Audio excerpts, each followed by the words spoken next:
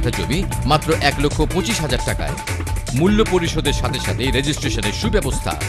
পূর্বাচল শাহ আমানত নগরী প্রবাসী পল্লী গ্রুপের একটি প্রকল্প।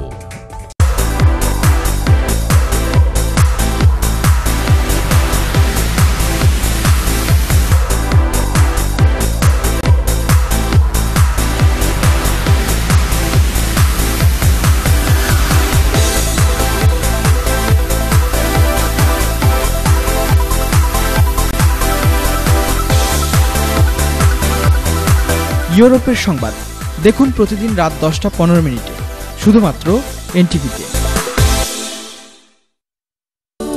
Are your finances getting out of control? Do you want to know how to better manage your money? ঋণ সমস্যা থাকলে উপযুক্ত পরিকল্পনা করলে সমাধান মিলে। আপনার টাকার প্রয়োজনীয় ব্যবহারের পরামর্শ প্রোগ্রামে দেওয়া হবে। Viewers, please watch the program Money Smart coming soon to NTV. সৌজন্যে স্মার্ট ক্লেম, স্বপ্ন ক্যাশ এন্ড ক্যারি। যে কোনো ড্রাই ফ্রুট পাচ্ছেন একটি কিনলে একটি ফ্রি। রাজধানী শহর ঢাকা এবং আধ্যাত্মিক শহর সিলেট জয় করে স্বপ্ন এখন আপনার শহর লন্ডনে। Shopno cash and carry 44 to 48 Broad Love Lane, E1W 3DW. Nurtured with care, the taste so rare. Shapla Long Grain Rice, an aromatic, tasteful long grain rice. Available at stores near you. Shapla Long Grain Rice. Try it today.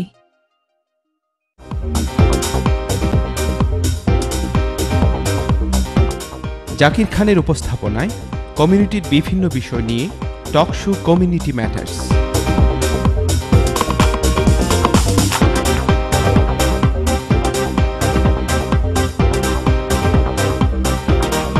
Community matters দেখুন পাক্ষিকভাবে বুধবার রাত 8টায় শুধুমাত্র এনটিভিতে।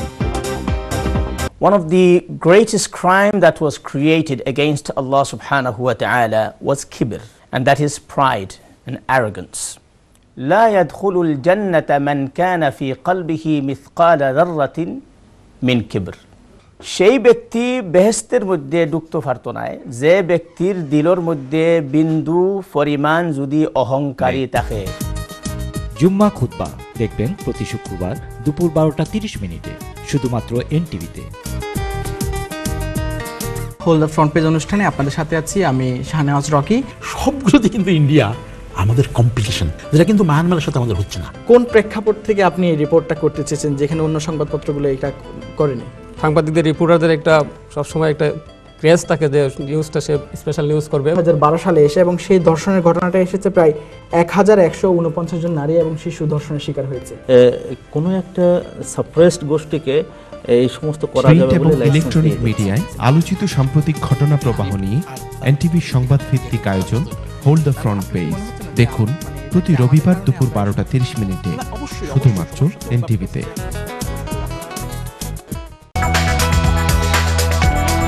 আপনি কি আপনার প্রতিষ্ঠানের পণ্যের বিজ্ঞাপনের জন্য ভাবছেন? আপনার প্রতিষ্ঠানের যে কোনো পণ্যের বিজ্ঞাপনের জন্য আজই যোগাযোগ করুন। Mohammad Sohel Ahmed, NTV Europe, phone 07535696232 ও 2075371930।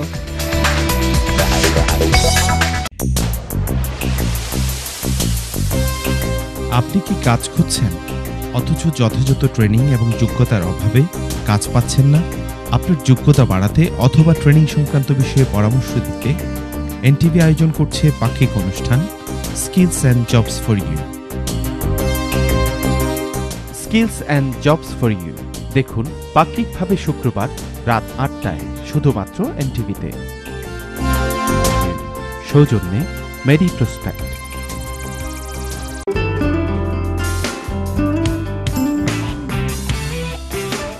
ধারাবাহিক নাটক মেট্রো লাইভ,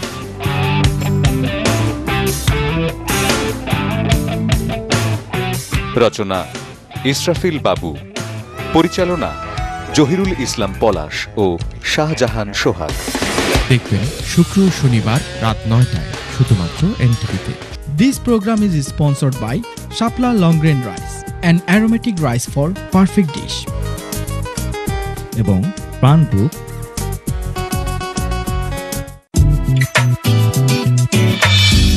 হোম এবং community service, opportunity zone, advice এবং advocacy, training and employment, children and family zone ইত্যাদি বিষয়ে আপনাদের সচেতনতা তৈরি করতে এনটিভি ইউরোপ আয়োজন করছে নিয়মিত টকশো কমিউনিটি কেয়ার। দেখুন পাক্ষিকভাবে শুক্রবার রাত 8টায় শুধুমাত্র এনটিভিতে। সৌজন্যে আপাসান। আমাদের স্বাস্থ্য প্রোগ্রামে আপনাদের সবাইকে স্বাগত।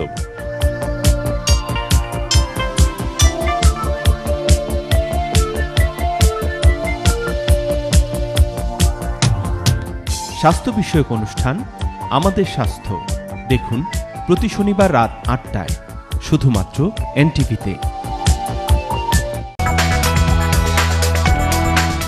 আপনি কি আপনার প্রতিষ্ঠানের বিজ্ঞাপনের জন্য ভাবছেন? আপনার প্রতিষ্ঠানের যে কোনো পণ্যের বিজ্ঞাপনের জন্য আজই যোগাযোগ করুন জয়দীপ রায় 07950740277 অথবা 0207-537-1930।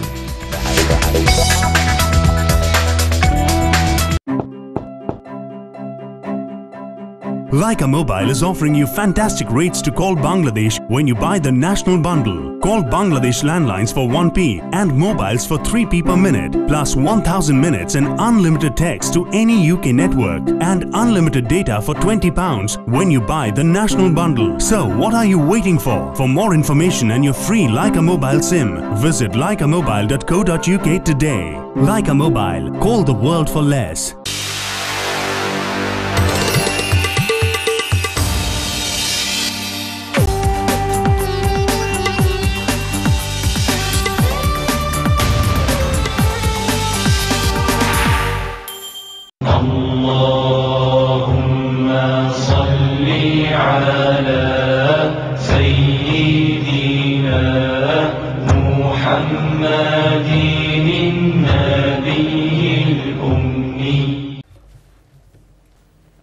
আসসালামু আলাইকুম রহমতুল্লাহি ওয়াবারাকাতুহু। প্রিয় ভাই বোনেরা, দীর্ঘ একটি সপ্তাহ পেরিয়ে আবারও আল্লাহ রাব্বুল আলামিন আমাদেরকে একসাথে হওয়ার তৌফিক দিয়েছেন। এই জন্য মহামনিবের দরবারে মস্তক অবনত চিত্তে শুকরিয়া আদায় করছি, পড়ছি শুকরিয়ার মহান তসবিহ আলহামদুলিল্লাহ। আশা করছি আপনারা সবাই সুস্থ আছেন, সুন্দর আছেন এবং ঈমান চর্চারত আছেন। আমরা শুরুতেই যথারীতি আমাদের সম্মানিত মেহমানকে স্বাগত জানাচ্ছি। আমাদের সবার শ্রদ্ধেয় মেহমান শেখ মাহমুদুল হাসান। আসসালামু আলাইকুম। ওয়ালাইকুম আসসালাম ওয়া রাহমাতুল্লাহি ওয়া বারাকাতুহু। গেল সপ্তাহে কেমন ছিলেন? আলহামদুলিল্লাহ, আল্লাহ তাআলার শুকরিয়া আদায় করছি। সর্বাবস্থায় আল্লাহ পাক যে অবস্থায় রেখেছেন আল্লাহ শুকরিয়া আদায় করছি এবং আল্লাহ তাআলা যেন আমাদের সবার এই শুকরিয়াটাকে কবুল করেন। আমিন। আমাদের এক ভাই গত সপ্তাহে প্রশ্ন করেছিলেন, এই প্রশ্নগুলো দিয়ে আমরা শুরু করতে চাই। ঠিক আছে না ভাই? আপনি স্পেশালি বলেছিলেন যে এই প্রশ্নগুলো মনে রাখার জন্য, কিন্তু একটা প্রশ্ন আমি এখনো ভুলে গেছি। ওই ভাই যদি আমাদেরকে দেখে থাকেন তাহলে একটু রিমাইন্ডার দিয়েন। রেগুলার নামাজের ব্যাপারে কি একটা প্রশ্ন আপনি করেছিলেন, আমি খুব সংক্ষেপে নোট করে রেখেছি। উনি আর যে দুটি প্রশ্ন করেছেন এর ভিতরে একটি হচ্ছে দাড়িতে রং দেওয়া ঠিক আছে কিনা। আমি স্পেসিফিকভাবে আবার ওই মেহেদির কথা জিজ্ঞেস করেছিলাম, উনি বলছেন না, স্পেসিফিকলি রং দেয়া এটা ঠিক আছে কিনা। এরপরে সুদ হারাম, এই যে পার্সোনাল যে ইয়েগুলোর বিষয়ে এক্সট্রা নেওয়া, এই বিষয়টা নিয়ে ওনার প্রশ্ন ছিল। বিসমিল্লাহির রহমানির রহিম, আলহামদুলিল্লাহি রাব্বিল আলামিন। প্রথম প্রশ্নটি হলো দাড়িতে রং দেয়া যাবে কিনা, যাদের দাড়ি সাদা হয়ে যাচ্ছে ওনারা কি রং ব্যবহার করতে পারেন কিনা। এর উত্তর হলো যে রং ব্যবহারের দুটি অর্থ হতে পারে। রং ব্যবহার অর্থ যদি মেহেদি বা খিজাব ইত্যাদি দেওয়া, যেটা লাল রঙের মেহেদির রং, এটা জায়েজ আছে, কারণ আল্লাহ নবী থেকে এটা প্রমাণিত আছে এবং এটা সুন্নাহ। তবে কালো রং ব্যবহার করা এটা কোনোভাবেই জায়েজ হবে না। তার কারণ হলো কালো রং ব্যবহার করার মাধ্যমে বয়সের ব্যাপারটাকে হাইড করার চেষ্টা করা হয়, লুকানোর চেষ্টা করা হয়। কারণ মানুষের দাড়ি কিংবা চুল যখন সাদা হয় এটার অর্থ হলো তার বয়স বৃদ্ধি পেয়েছে, আর সেটাকে যদি আপনি কালো করেন তাহলে এক ধরনের প্রতারণা করার মতোই হয়, অর্থাৎ নিজের বয়সকে লুকানোর নামান্তর। কাজে এই ধরনের প্রতারণা করা যাবে না। লাল মেহেদি দেওয়া যায় এই জন্য যে লাল মেহেদি দেখলে মানুষ বুঝতে পারবে যে আপনি আপনার চুল বা দাড়ি সাদা হয়েছে, গ্রে কালার হয়েছে, এটা বুঝতে পারবে। কিন্তু কালো যদি করে ফেলা হয় তাহলে হঠাৎ মানুষের বয়সটা কম বোঝা যায়। যেমন যাদের চুলগুলো সাদা হয়ে গেছে, দাড়ি সাদা হয়ে গেছে, তারা যখন হঠাৎ কালো রং মেখে আসেন তখন হঠাৎ মনে হয় যে তার বয়স যেন 10 বছর কমে গেছে। তাহলে এই যে বয়স কমানোর একটা প্রবণতা, এটা একটা নেচারের পরিপন্থী। আল্লাহ তাআলা মানুষকে ন্যাচারালি তাদের বয়সকে বাড়াচ্ছেন, আর সেটাকে লুকানোর চেষ্টা করাটা এটা হচ্ছে প্রাকৃতিক যে পদ্ধতি, আল্লাহর নিয়ম, সেই নিয়মটার বৈপরীত্য করা হয়, আর এই কারণে এটা জায়েজ নেই। তাছাড়া আল্লাহ নবী সাদা চুলকে কিংবা দাড়িকে এটাকে আলো বলেছেন, সেটাকে একটা ব্লেসিং বলেছেন, এবং সাদা দাড়ি নিয়ে যখন কোনো বান্দা আল্লাহর কাছে চায় সেটা আল্লাহ ফিরিয়ে দিতে লজ্জা বোধ করেন, এরকম সাদা দাড়ির গুণগান আল্লাহ নবী করেছেন। কাজে এটাকে যদি আমরা কালো দিয়ে ঢেকে দিই তাহলে একদিক থেকে এটা প্রতারণা, দ্বিতীয় দিক থেকে আমি যে বারাকাগুলো আছে বিশেষ এই পর্যায়ে যে আল্লাহর কাছে বিশেষ কিছু প্রাপ্তির যে সুযোগটুকু আছে সেটাকে আমি হারাচ্ছি। এই জন্য কালো রং দেয়া যাবে না, স্কলাররা এটার ব্যাপারে একমত। তবে যারা সৈনিক, তাদের জন্য মুজাহিদ যারা আল্লাহর পথে জিহাদ করছেন, সৈনিক, তারা যদি যুদ্ধে যান তখন তারা কালো খিজাব ব্যবহার করতে পারেন যুদ্ধের কারণে, যাতে করে শত্রুরা বিদ্ধ মনে করে দুর্বল না ভাবে, শত্রুদের মনস্তাত্ত্বিক দিক থেকে এটা তাদেরকে শক্তি পাওয়ার একটা সহযোগিতা করবে। এটাকে নিবারণ করার জন্যই কালো দাড়িতে, সাদা দাড়িতে কালো রং দেওয়ার কথা, বৈধতার কথা আছে। এটা হচ্ছে একটা এক্সেপশন, কিন্তু সাধারণত এটা জায়েজ হবে না। দ্বিতীয় প্রশ্ন আপনি করেছেন যে লোন আমরা নিয়ে থাকি যেমন বাড়ি করার জন্য, ঘর করার জন্য, এবং 10-20 বছর পরে যদি এটা পেমেন্ট করা হয়, ইনফ্লেশন বা কারেন্সির যে দাম কমে যায়, এই প্রেক্ষিতে তাকে অতিরিক্ত দেয়া যাবে কিনা, ইনফ্লেশন রেট অনুযায়ী তাকে ইন্টারেস্ট দেওয়া যাবে কিনা। কারণ 10 বছর আগে 5,000 পাউন্ড, 10,000 পাউন্ড, 35,000 পাউন্ডের যে মূল্য ছিল 5 বছর পর সেটা থাকে না, আরও কমে যায়। তো এই প্রেক্ষিতে তার থেকে আমি যে সুযোগটুকু নিয়েছি এটার পরিবর্তে ইনফ্লেশনের কারণে যেই ইন্টারেস্ট দেওয়া হয় এটা যাবে কিনা, এটার উপর ওআইসি ইসলামিক ফিক একাডেমি জিদ্দা কেন্দ্রিক সেখানে অনেক আলোচনা হচ্ছে এবং নানা জায়গায় আলোচনা হচ্ছে। তবে এটাই হচ্ছে মত যে যেই কারেন্সি আমি নেব, যেই অর্থ নেব, যেই বছর পরেই আমি দিই না কেন, সেখানে হুবহু ওই কারেন্সি অত পরিমাণেই দিতে হবে, এখানে বৃদ্ধি করা কম করার কোনো সুযোগ নেই। যদি বৃদ্ধি করা হয় তাহলে এটা রিবা কিংবা ইন্টারেস্ট হবে, সুদ হবে, যেটা জায়েজ হবে না। ধন্যবাদ, আশা করি আপনি উত্তরগুলো বুঝতে পেরেছেন। আমরা কলে চলে যাব। আচ্ছা ঠিক আছে, তারপরে ইমেল, অনেকগুলো ইমেল আসছে, আমরা সেদিকে নজর দেব ইনশাআল্লাহ। আসসালামু আলাইকুম রাহমাতুল্লাহ। ওয়ালাইকুম আসসালাম রাহমাতুল্লাহি ওয়া বারাকাতুহু। জি, চমৎকার উত্তর। আপনার প্রশ্ন কাইন্ডলি। আসসালামু আলাইকুম। ওয়ালাইকুম আসসালাম, আপনাকে শুনতে পাচ্ছি, আপনার প্রশ্ন বলেন। জি, আমি ইফতেখার হোসেন চৌধুরী সাহেব বলছি লন্ডন থেকে। ওকে। হাসান মাহমুদ সাহেবকে আমি একটা থানার নিকট আমার একটা অনুরোধ। বলেন। অনুরোধটা হলো, হাসান মাহমুদ সাহেব, আপনি প্রায়ই টেলিভিশনে বলে থাকেন জীবনের চাহিদাকে যত বাড়াবেন আল্লাহ তাআলা আপনাকে তত অশান্তিতে রাখবেন, জীবনের চাহিদাকে যত সীমিত রাখবেন আল্লাহ তাআলা আপনাকে তত শান্তিতে রাখবেন। অনুগ্রহ করে আরবিটা যদি একটু ধীরে ধীরে বলেন তবে আমি তা লিখে নিলাম এবং মুখস্থ করে ফেললাম। এই লাইনটুকু আমার কিন্তু খুবই ভালো লাগে। জীবন জিজ্ঞাসা প্রোগ্রামটা আমি কিন্তু নিয়মিত দেখে থাকি। মাশাআল্লাহ, ধন্যবাদ। জাযাকুমুল্লাহ। চমৎকার একটি অ্যানাউন্সমেন্ট শুনলাম আমরা। ফিলিংস। জি, আলহামদুলিল্লাহ।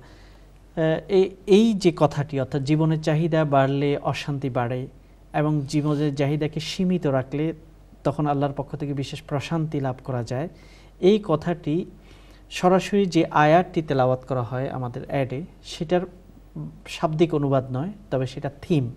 এবং এই কথাটি আল্লাহ নবীর জীবনী এবং অনেক অনেক হাদিসগুলোর একটি সারমর্ম। তো আরবিতে যে আয়াতটি পড়া হয় সেটা হচ্ছে ওয়াল্লাযীনা ইযা আনফাকু লাম ইউসরিফু ওয়া লাম ইয়াকতুরু ওয়া কানা বাইনা যালিকা কাওয়ামা। আশা করি এটা মুখস্থ হয়ে গেছে অনেকেরই। সূরা ফুরকানের শেষ রুকুতে আল্লাহ তার প্রিয় বান্দাদের কিছু চরিত্র এবং গুণাবলী বর্ণনা করেছেন। তার মধ্যে ফাইন্যান্সিয়াল দিক থেকে তারা হচ্ছে যখন তারা ব্যয় করে প্রয়োজনীয় ব্যয়টা শুধু করে, অপব্যয় তারা করে না, অতিমাত্রায় ব্যয় করে না। অর্থাৎ জীবনের চাহিদাকে বাড়িয়ে অপব্যয় তারা করে না। আবার কৃপণতা বোধও তাদের মধ্যে থাকে না, বরং মধ্যপন্থা অবলম্বন করে তারা জীবনকে পরিচালনা করে। কাজে এটা সূরা আল ফুরকানের আয়াতের একটি থিম, এবং সূরা আল ফুরকানের সর্বশেষ রুকুতে এই আয়াতটি আছে, ওয়াল্লাযীনা ইযা আনফাকু লাম ইউসরিফু ওয়া লাম ইয়াকতুরু ওয়া কানা বাইনা যালিকা কাওয়ামা। আপনি কোরআনে কারীমের সূরা ফুরকানের শেষ রুকুটি পড়লেও এই আয়াতটি পেয়ে যাবেন ইনশাআল্লাহ। আর আজকের ইনশাআল্লাহ আলোচনাতে আমরা আল্লাহর নবীর সাদাসিধে জীবন কীরকম ছিল সেই বিষয়টি আলোচনা করব। তাতে করে আমরা দেখতে পাবো ইনশাআল্লাহ যে আমাদের জীবনের মানকে এবং চাহিদাকে কতটুকু সংক্ষিপ্ত রাখা দরকার, সেই শিক্ষাটুকু আমরা তার জীবনী থেকে ইনশাআল্লাহ পাওয়ার চেষ্টা করব। জি, প্রিয় ভাই বোনেরা, আমরা চলে যাচ্ছি পরবর্তী কলে। দেখি কি আছেন। আসসালামু আলাইকুম। হ্যালো, আসসালামু আলাইকুম বোন, আপনার প্রশ্ন বলবেন। আসসালামু আলাইকুম ভাই। ওয়ালাইকুম আসসালাম ওয়া রাহমাতুল্লাহ। আপনার প্রশ্ন বলবেন। জি ভাই, আমার তিনটা কোয়েশ্চন শেষ হয়ে গেছে। নাম্বার 1 কোয়েশ্চন হলো, আমার একটা মেয়ে প্রথম এবার ইউনিভার্সিটি যার, এখন আমরা তো 9,000 পাউন্ড করি ফি ফোর্সে, বুঝছেন, তাই তো 3 বছরে 21,000 পাউন্ড দেওয়া লাগবো। এখন ইগুন যেমন আমরা তো এই ক্যাপাসিটি নাই যে আমরা দিতাম পারমো করি, বুঝছেন, পড়াইতাম পারমো করি। তখন তাই এটা কত হইলো, তাই পড়ালা শেষ করি কাজ যখন ধরবো আর্নিং করবো 21,000 পাউন্ড, তখন তাই দিত। এগুলোর মাঝে তোরা ইন্টারেস্ট আইব, এটার লাগি কতটুকু ইন্টারেস্ট নেওয়া এবং এটা নেওয়া যায়নি, এবং ঠিক আছে নি এটা ইন্টারেস্ট সহ? আচ্ছা, ঠিক আছে। দ্বিতীয় প্রশ্ন কি আপনার? দ্বিতীয় প্রশ্ন হইল, নামাজের মধ্যে আমরা শুনছি যে নামাজের মধ্যে এমনি নামাজের পরে আত্মলিয়া দোয়া করা ঠিক নাই, নামাজের মধ্যে সজদা দিয়া দোয়াটা পড়া, এও আমরা বাংলা ভাষায় কইতাম পারতাম না, আরবিতে হওয়া লাগবো, এটা ঠিক নেই। আর কিরকম দোয়া করলে বেশি বালা, ওটা কইয়া দিবা। 3 নম্বর কোয়েশ্চেন হইল কি, ছেলেমেয়েরা যখন আমরা বিয়া ঠিক করি তখন মেয়ে যদি দিনদার হয়, ইসলামিক হয়, ধার্মিক হয়, নামাজি হয়, তখন আমরা বংশ দেখা কেটা ঠিক আছে, বংশ দেখতাম না, খালি দিনদার এবং ইসলামিক মেয়ে দেখিয়া, রিলিজিয়াস মেয়ে দেখিয়া বিয়া ঠিক করাইতাম আর কি। ঠিক আছে বোন, আমি নরমালি সব সময় জীবন জিজ্ঞাসা দেখি, আমার লাগি আপনারা দোয়া করবা, আশা করি আপনারা দোয়া করবেন। জাযাকুমুল্লাহ। চমৎকার 3টি প্রশ্ন আমার মনে হয় আপনার কাছে চলে যাচ্ছে। প্রথম প্রশ্নটি হলো যে ওনার মেয়ে ইউনিভার্সিটি যাবে এবং টিউশন ফি বৃদ্ধি করার কারণে সেটা যোগান করাটা সহজ ব্যাপার নয়, এই জন্য লোন নেওয়া দরকার, যেটা স্টুডেন্ট লোন আমরা বলে থাকি। এই বিষয়টি এটা জায়েজ হবে কিনা, এবং স্টুডেন্ট লোনের ব্যাপারে যে বিষয়টি আছে সেটা হলো যে সরকারকে যখন মেয়ে পড়ালেখা শেষ করে কাজে যাবে 21,000 পাউন্ড স্যালারি যদি পায় ইয়ারলি, তখনই তাকে পেমেন্ট করতে হবে, এবং ধীরে ধীরে এটা জায়েজ হবে কিনা। উত্তর হলো এই যে স্টুডেন্ট লোনের যে পদ্ধতিটি আছে এটার সাথে ইন্টারেস্ট জড়িত আছে, রিবা জড়িত, সুদ জড়িত আছে।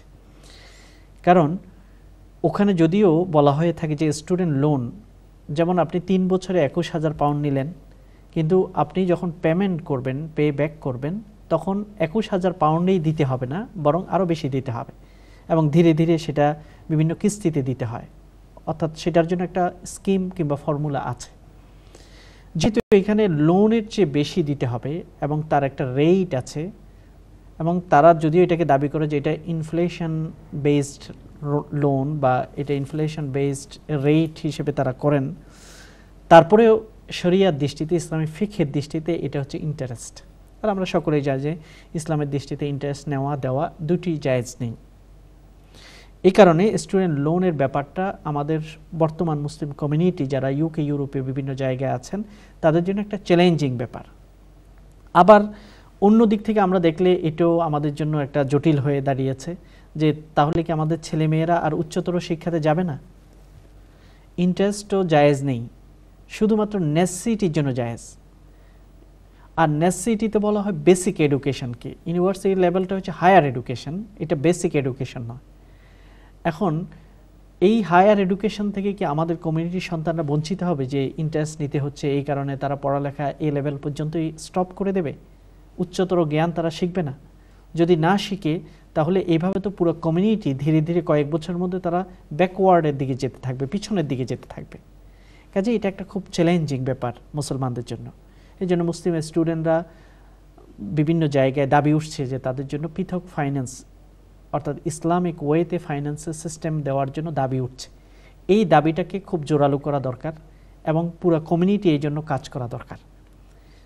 নতুবা একদিকে সুদের আগুন, অন্যদিকে পিছনে চলে যাওয়ার সম্ভাবনা, অর্থাৎ শিক্ষা বঞ্চিত হওয়ার সম্ভাবনা, উচ্চতর শিক্ষা বঞ্চিত হওয়ার সম্ভাবনা। কাজে এই দুই বিপদের, দুইটা ডায়ালামার ভিতর মুসলিম কমিউনিটি এখানে বাস করছেন। হ্যাঁ, বিকল্প যদি কোনো ব্যবস্থা করা যায় যে আত্মীয় স্বজনদের মধ্যে করদে হাসানা দেওয়া, যখন চাকরি করবে তখন আস্তে আস্তে পে ব্যাক করবে, করদে হাসানা, এরকম একটা ব্যবস্থা, এটা একটা সুযোগ আছে। অথবা Islamic finance, Islamic banking system যেখানে আছে সেখানের সাথে যোগাযোগ করে ইসলামিক ব্যাংকিং, ইসলামিক ওয়েতে কোনো লোন নেওয়া যায় কিনা, স্টুডেন্ট লোন, এগুলো হচ্ছে তার বিকল্প। এছাড়াও বিভিন্ন আরব দেশগুলোতে যোগাযোগ করা যায় যে অনেক ধনাঢ্য ব্যক্তিরা আছেন যারা ইসলামিক বিষয়ে অথবা সায়েন্স এবং উচ্চতর জ্ঞানের জন্য মুসলিম স্টুডেন্টদেরকে স্কলারশিপ দিয়ে থাকেন। এরকম কোনো যদি সুযোগ ব্যবস্থা নেওয়া যায় তাহলে এটা হচ্ছে বিকল্প ইসলামিক ওয়ে থাকে, যে ইসলামিক ব্যাংক আইডিবি আছে, সেখান থেকে অনেক স্টুডেন্টকে লোন দেওয়া হয় ইসলামিক ওয়েতে। এইসব বিকল্প ব্যবস্থাগুলোকে খুঁজে নেওয়াটা জরুরি। দ্বিতীয় প্রশ্ন আপনি করেছেন যে নামাজের পরে হাত তুলে মুনাজাত করাটা যাবে না, সেজদাতে করা যাবে। নামাজের পরে হাত তুলে মুনাজাত করা যাবে না সেটা ঠিক নয়, তবে সেটাকে নামাজের পার্ট মনে করা, অংশ মনে করা, এটা ঠিক হবে না। নামাজের পরে আমরা আল্লাহ নবী যে দোয়াগুলো পড়তেন মূলত সেগুলো পড়ে নেওয়াটা সুন্নাহ।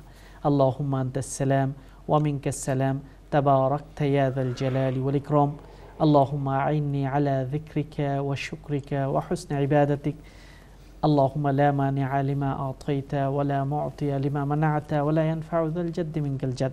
এরকম অনেক দোয়া আছে, আপনি হিসনুল মুমিন কিতাবটা দেখলে সেখানে নামাজের পরের দোয়াগুলো উল্লেখ আছে, এগুলো আপনি পড়বেন। এরপরে আরও যদি আপনি মুনাজাত করতে চান তাতে কোনো আপত্তি নেই। হ্যাঁ, যারা বলেছেন যে করা যাবে না, এটার অর্থ এই, অনেকে মনে করেন যে নামাজের পরে মুনাজাতটাও নামাজের একটি অংশ, এটাকে জরুরি মনে করেন, অথবা জামাতে একসাথে সবাই করতে হবে এরকম জরুরি কেউ মনে করেন, তখন এটা হচ্ছে পার্ট অফ বিদা হয়ে যায়। এটা আল্লাহ নবী এইভাবে সামগ্রিকভাবে কন্টিনিউয়াস করেন। তবে আল্লাহ নবী যে দোয়াগুলো পড়েছেন এটা প্রমাণিত আছে, কাজে আমরা ওই দোয়াগুলো পড়ব। সেজদা অবস্থায় আপনি দোয়া পড়তে পারেন, বিশেষ করে নফল নামাজগুলোতে দীর্ঘ সেজদা করা এবং আল্লাহর কাছে চাওয়া, এটা জায়েজ আছে। সেজদাতে কি কি দোয়া পড়া যায়, আল্লাহ নবী কি কি দোয়া পড়তেন, তাও হিসনুল মুসলিম ছোট্ট দোয়ার বইটিতে আপনার পাবেন। সেখানে অনেক দোয়া আছে, তাসবিহ আছে, সেগুলো আল্লাহুম্মা ইন্নী আউযু বিরিদাকা মিন সাখাতিক ওয়া বিমুআফাতিকা মিন উকুবাতিক ওয়া আউযু বিকা মিন লা উহসি সানান আলাইক আনতা কামা আথনাইতা আলা নাফসিক। চমৎকার দোয়া। হে আল্লাহ, তুমি তোমার সন্তুষ্ট দিয়ে তোমার রাগ থেকে আমরা পানা চাচ্ছি, এবং তুমি যে আমাদেরকে সুস্থতা দিয়েছ এবং পবিত্রতা দিয়েছ, এর বিপরীতে তোমার শাস্তি থেকে আমরা তোমার কাছে আশ্রয় চাচ্ছি। হে আল্লাহ, তোমার প্রশংসা করার কোনো যোগ্যতা আমাদের নেই, তুমি যেভাবে তোমার প্রশংসা করেছ সেভাবেই আমিও তোমার প্রশংসা করছি। চমৎকার এই দোয়াগুলো আমরা পড়তে পারি সেজদাতে। তাছাড়া কোরআন ও হাদিসের যে দোয়াগুলো আছে সেগুলোকে আমরা অব্যাহত রাখতে পারি। সর্বশেষ আপনি প্রশ্ন করেছেন, এটা আমরা এসে উত্তর দিতে হবে। ঠিক আছে, এটা বিয়ে সংক্রান্ত, এটা খুব জরুরি বিষয়। ইনশাআল্লাহ। প্রিয় ভাই বোনেরা, আমরা চলে যাচ্ছি বিজ্ঞাপন বিরতিতে। যাওয়ার আগে আমরা একটা মেসেজ দিতে যাচ্ছি, সেটা হচ্ছে আমাদের এনটিবি ইউরোপের একজন অ্যাডভাইজার জনাব মুজিব ইসলাম, ওনার বাবা জনাব হাবিব আলী, তিনি আজকে 12:35 নাগাদ হসপিটালে, লন্ডন হসপিটালে ইন্তেকাল করেছেন। ইন্না লিল্লাহি ওয়া ইন্না ইলাইহি রাজিউন। আর ওনার নামাজে জানাজা অনুষ্ঠিত হবে আগামীকাল বাদ জোহর ইস্টর্ন মসজিদে। তো যারা ওনার অরিজিনাল বাড়ি হচ্ছে গোলাপগঞ্জে, অনেকেই হয়তো চিনেন, যারা এই মুহূর্তে শুনছেন তারা আশা করছি জানাজায় শরীক হতে পারবেন। আমরা চলে যাচ্ছি বিজ্ঞাপন বিরতিতে, ফিরে এসে ইনশাআল্লাহ আপনাদের সাথে আবার দেখা হচ্ছে। আসসালামু আলাইকুম ওয়া রাহমাতুল্লাহি ওয়া বারাকাতুহু।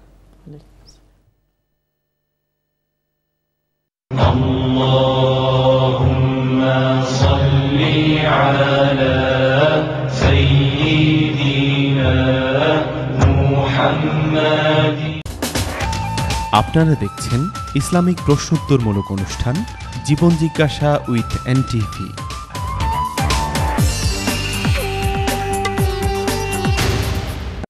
কিংডম হাউজিং লিমিটেড রাজধানীতে নিজের একটি বাড়ি নির্মাণে দেশের দক্ষিণাঞ্চলের মানুষের স্বপ্নের একটি প্রকল্প। ঢাকা থেকে মাত্র 10 মিনিটের দূরত্বে ধলেশ্বরী নদীর কোল ঘেঁষে দক্ষিণ কেরানীগঞ্জে অত্যন্ত পরিকল্পিতভাবে গড়ে উঠেছে দেশের অন্যতম আধুনিক হাউজিং প্রকল্প কিংডম সিটি। প্রকল্পটি 3 দিক থেকে পানিবেষ্টিত প্রায় 1500 প্লটের বিলাসবহুল আকর্ষণীয় ভিলা নির্মাণ ব্যবস্থা সহ রয়েছে রিভার ভিউ টাওয়ার, কেন্দ্রীয় মসজিদ, গির্জা, মন্দির, গ্রিন প্যাচ, খেলার মাঠ, স্বাস্থ্যকেন্দ্র, হাসপাতাল, lake, shopping mall, school, college, বিশ্ববিদ্যালয়, ব্যাংক এবং কমিউনিটি সেন্টার। সর্বোপরি কিংডম সিটি একটি স্বয়ংসম্পূর্ণ অত্যাধুনিক আবাসস্থল। কিংডম গ্রুপ, স্বপ্ন বাস্তবায়নে আপনার বিশ্বস্ত অংশীদার। এই ব্যক্তিটির ভিসা এক্সপায়ার্ড, উনি একজন ওভারস্টে, উনার ভিসা অ্যাপ্লিকেশন রিফিউজড, অ্যাপিল করার সময় মাত্র 10 দিন। এই স্টুডেন্টের ভিসার মেয়াদ মাত্র 1 মাস, তার ভিসা এক্সটেনশন করাতে হবে। আপনার এই সকল সমস্যা সমাধানে বিশ্বস্ত ও দক্ষ সহযোগী ইউকে ইমিগ্রেশন কনসালট্যান্টস। আমাদের অভিজ্ঞ লয়ার্স আপনাকে দিতে পারে সর্বোচ্চ মানের ইমিগ্রেশন অ্যাডভাইস। আমরা হোম অফিস এবং ইমিগ্রেশন ট্রাইব্যুনালে সরাসরি যে কোনো কেস রিপ্রেজেন্ট করি। আপনার সমস্যা লুকিয়ে রাখলে ভোগান্তি বাড়বে আপনারই। সো প্লিজ কন্ট্যাক্ট আস, ইনশাল্লাহ আমরা আপনাকে হেল্প করতে পারবোই। JMG Cargo, the top demand sales agent and cargo specialist. We can collect your goods from anywhere in the UK within 24 hours and deliver to Bangladesh in 3 to 4 working days. Look no further for a better, highly secure and friendly cargo service. JMG Cargo. Call us on 020 7247 8878. Open 7 days a week. JMG Cargo. If you like our service, tell others. If not, tell us. Birmingham স্মলিতের Coventry রোডে Sterling Solicitors একটি বিশ্বস্ত বাঙালি প্রতিষ্ঠান। আমরা personal injury ক্লেইমে অভিজ্ঞ, no win no ফি ভিত্তিতে যে কোনো ধরনের অ্যাক্সিডেন্ট, কাজে দুর্ঘটনা অথবা জিপি কিংবা হসপিটাল থেকে ভুল চিকিৎসার শিকার হলে 100% কম্পেনসেশন এনে দিতে পারি। ইমিগ্রেশন সমস্যার পরামর্শ সহ জটিল কোনো আইনি বিষয়ে ব্রিটিশ বাংলাদেশি সলিসিটর দ্বারা বোর্ড বসিয়ে সমাধানে আমরা সক্ষম। আমাদের কাছে পাবেন বন্ধুত্বপূর্ণ, নিরপেক্ষ ও সঠিক পরামর্শ। তাই আইনি সমস্যা সমাধানে আর নয় থিঙ্কিং পাশে আছে স্টার্লিং। দীর্ঘ 19 বছর ধরে আইনি পেশায় জড়িত মোহাম্মদ কামরুল হাসান এখন নিউ রোডে ইমিগ্রেশন, অ্যাসাইলাম ও হিউম্যান রাইটস সহ family matter, divorce, civil litigation, landlord and tenant সহ যে কোনো আইনি পরামর্শের জন্য আজই যোগাযোগ করুন Mohammad Kamrul Hasan, MQ Hasan solicitors, 37 new road, London E1। Phone 0207426 0258। Butterfly fashion, jewellery and accessories এখন আপনাদের পাশে শ্যাডওয়েলের ওয়াটনি মার্কেটে। তরুণীদের সব ধরনের অ্যাক্সেসরিজ যেমন fashion jewellery, cosmetics, trinkets, hair accessories, leather goods, perfume এবং গিফট পাবেন এখানে। সময়ের সাথে তাল মিলিয়ে আপনার প্রতিদিনের ফ্যাশনকে আরও প্রাণবন্ত করে তুলতে আজই আসুন বাটারফ্লাইয়ে। 22 Watney Market, Shadwell, London E1 2PP.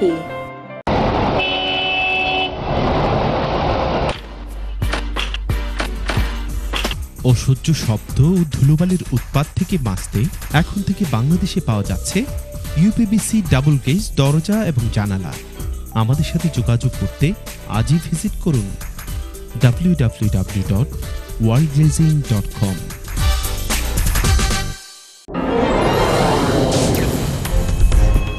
Millions of UK households are struggling to pay bills or are sinking further into debt. The outstanding personal debt in the UK is more than £1.4 trillion. The Office for Budget Responsibility predicts that total household debt will reach £2 trillion by 2017. UK banks and building societies write off in excess of £5 billion of loans. As a consumer, you could be eligible for government legislation that allows you to write off debt you can't afford to pay. So if you are struggling with debt and need professional help and advice, contact Victor Stone. Victor Stone Financial Management. Call us on 0845 050 4541 and you could free yourself from debt.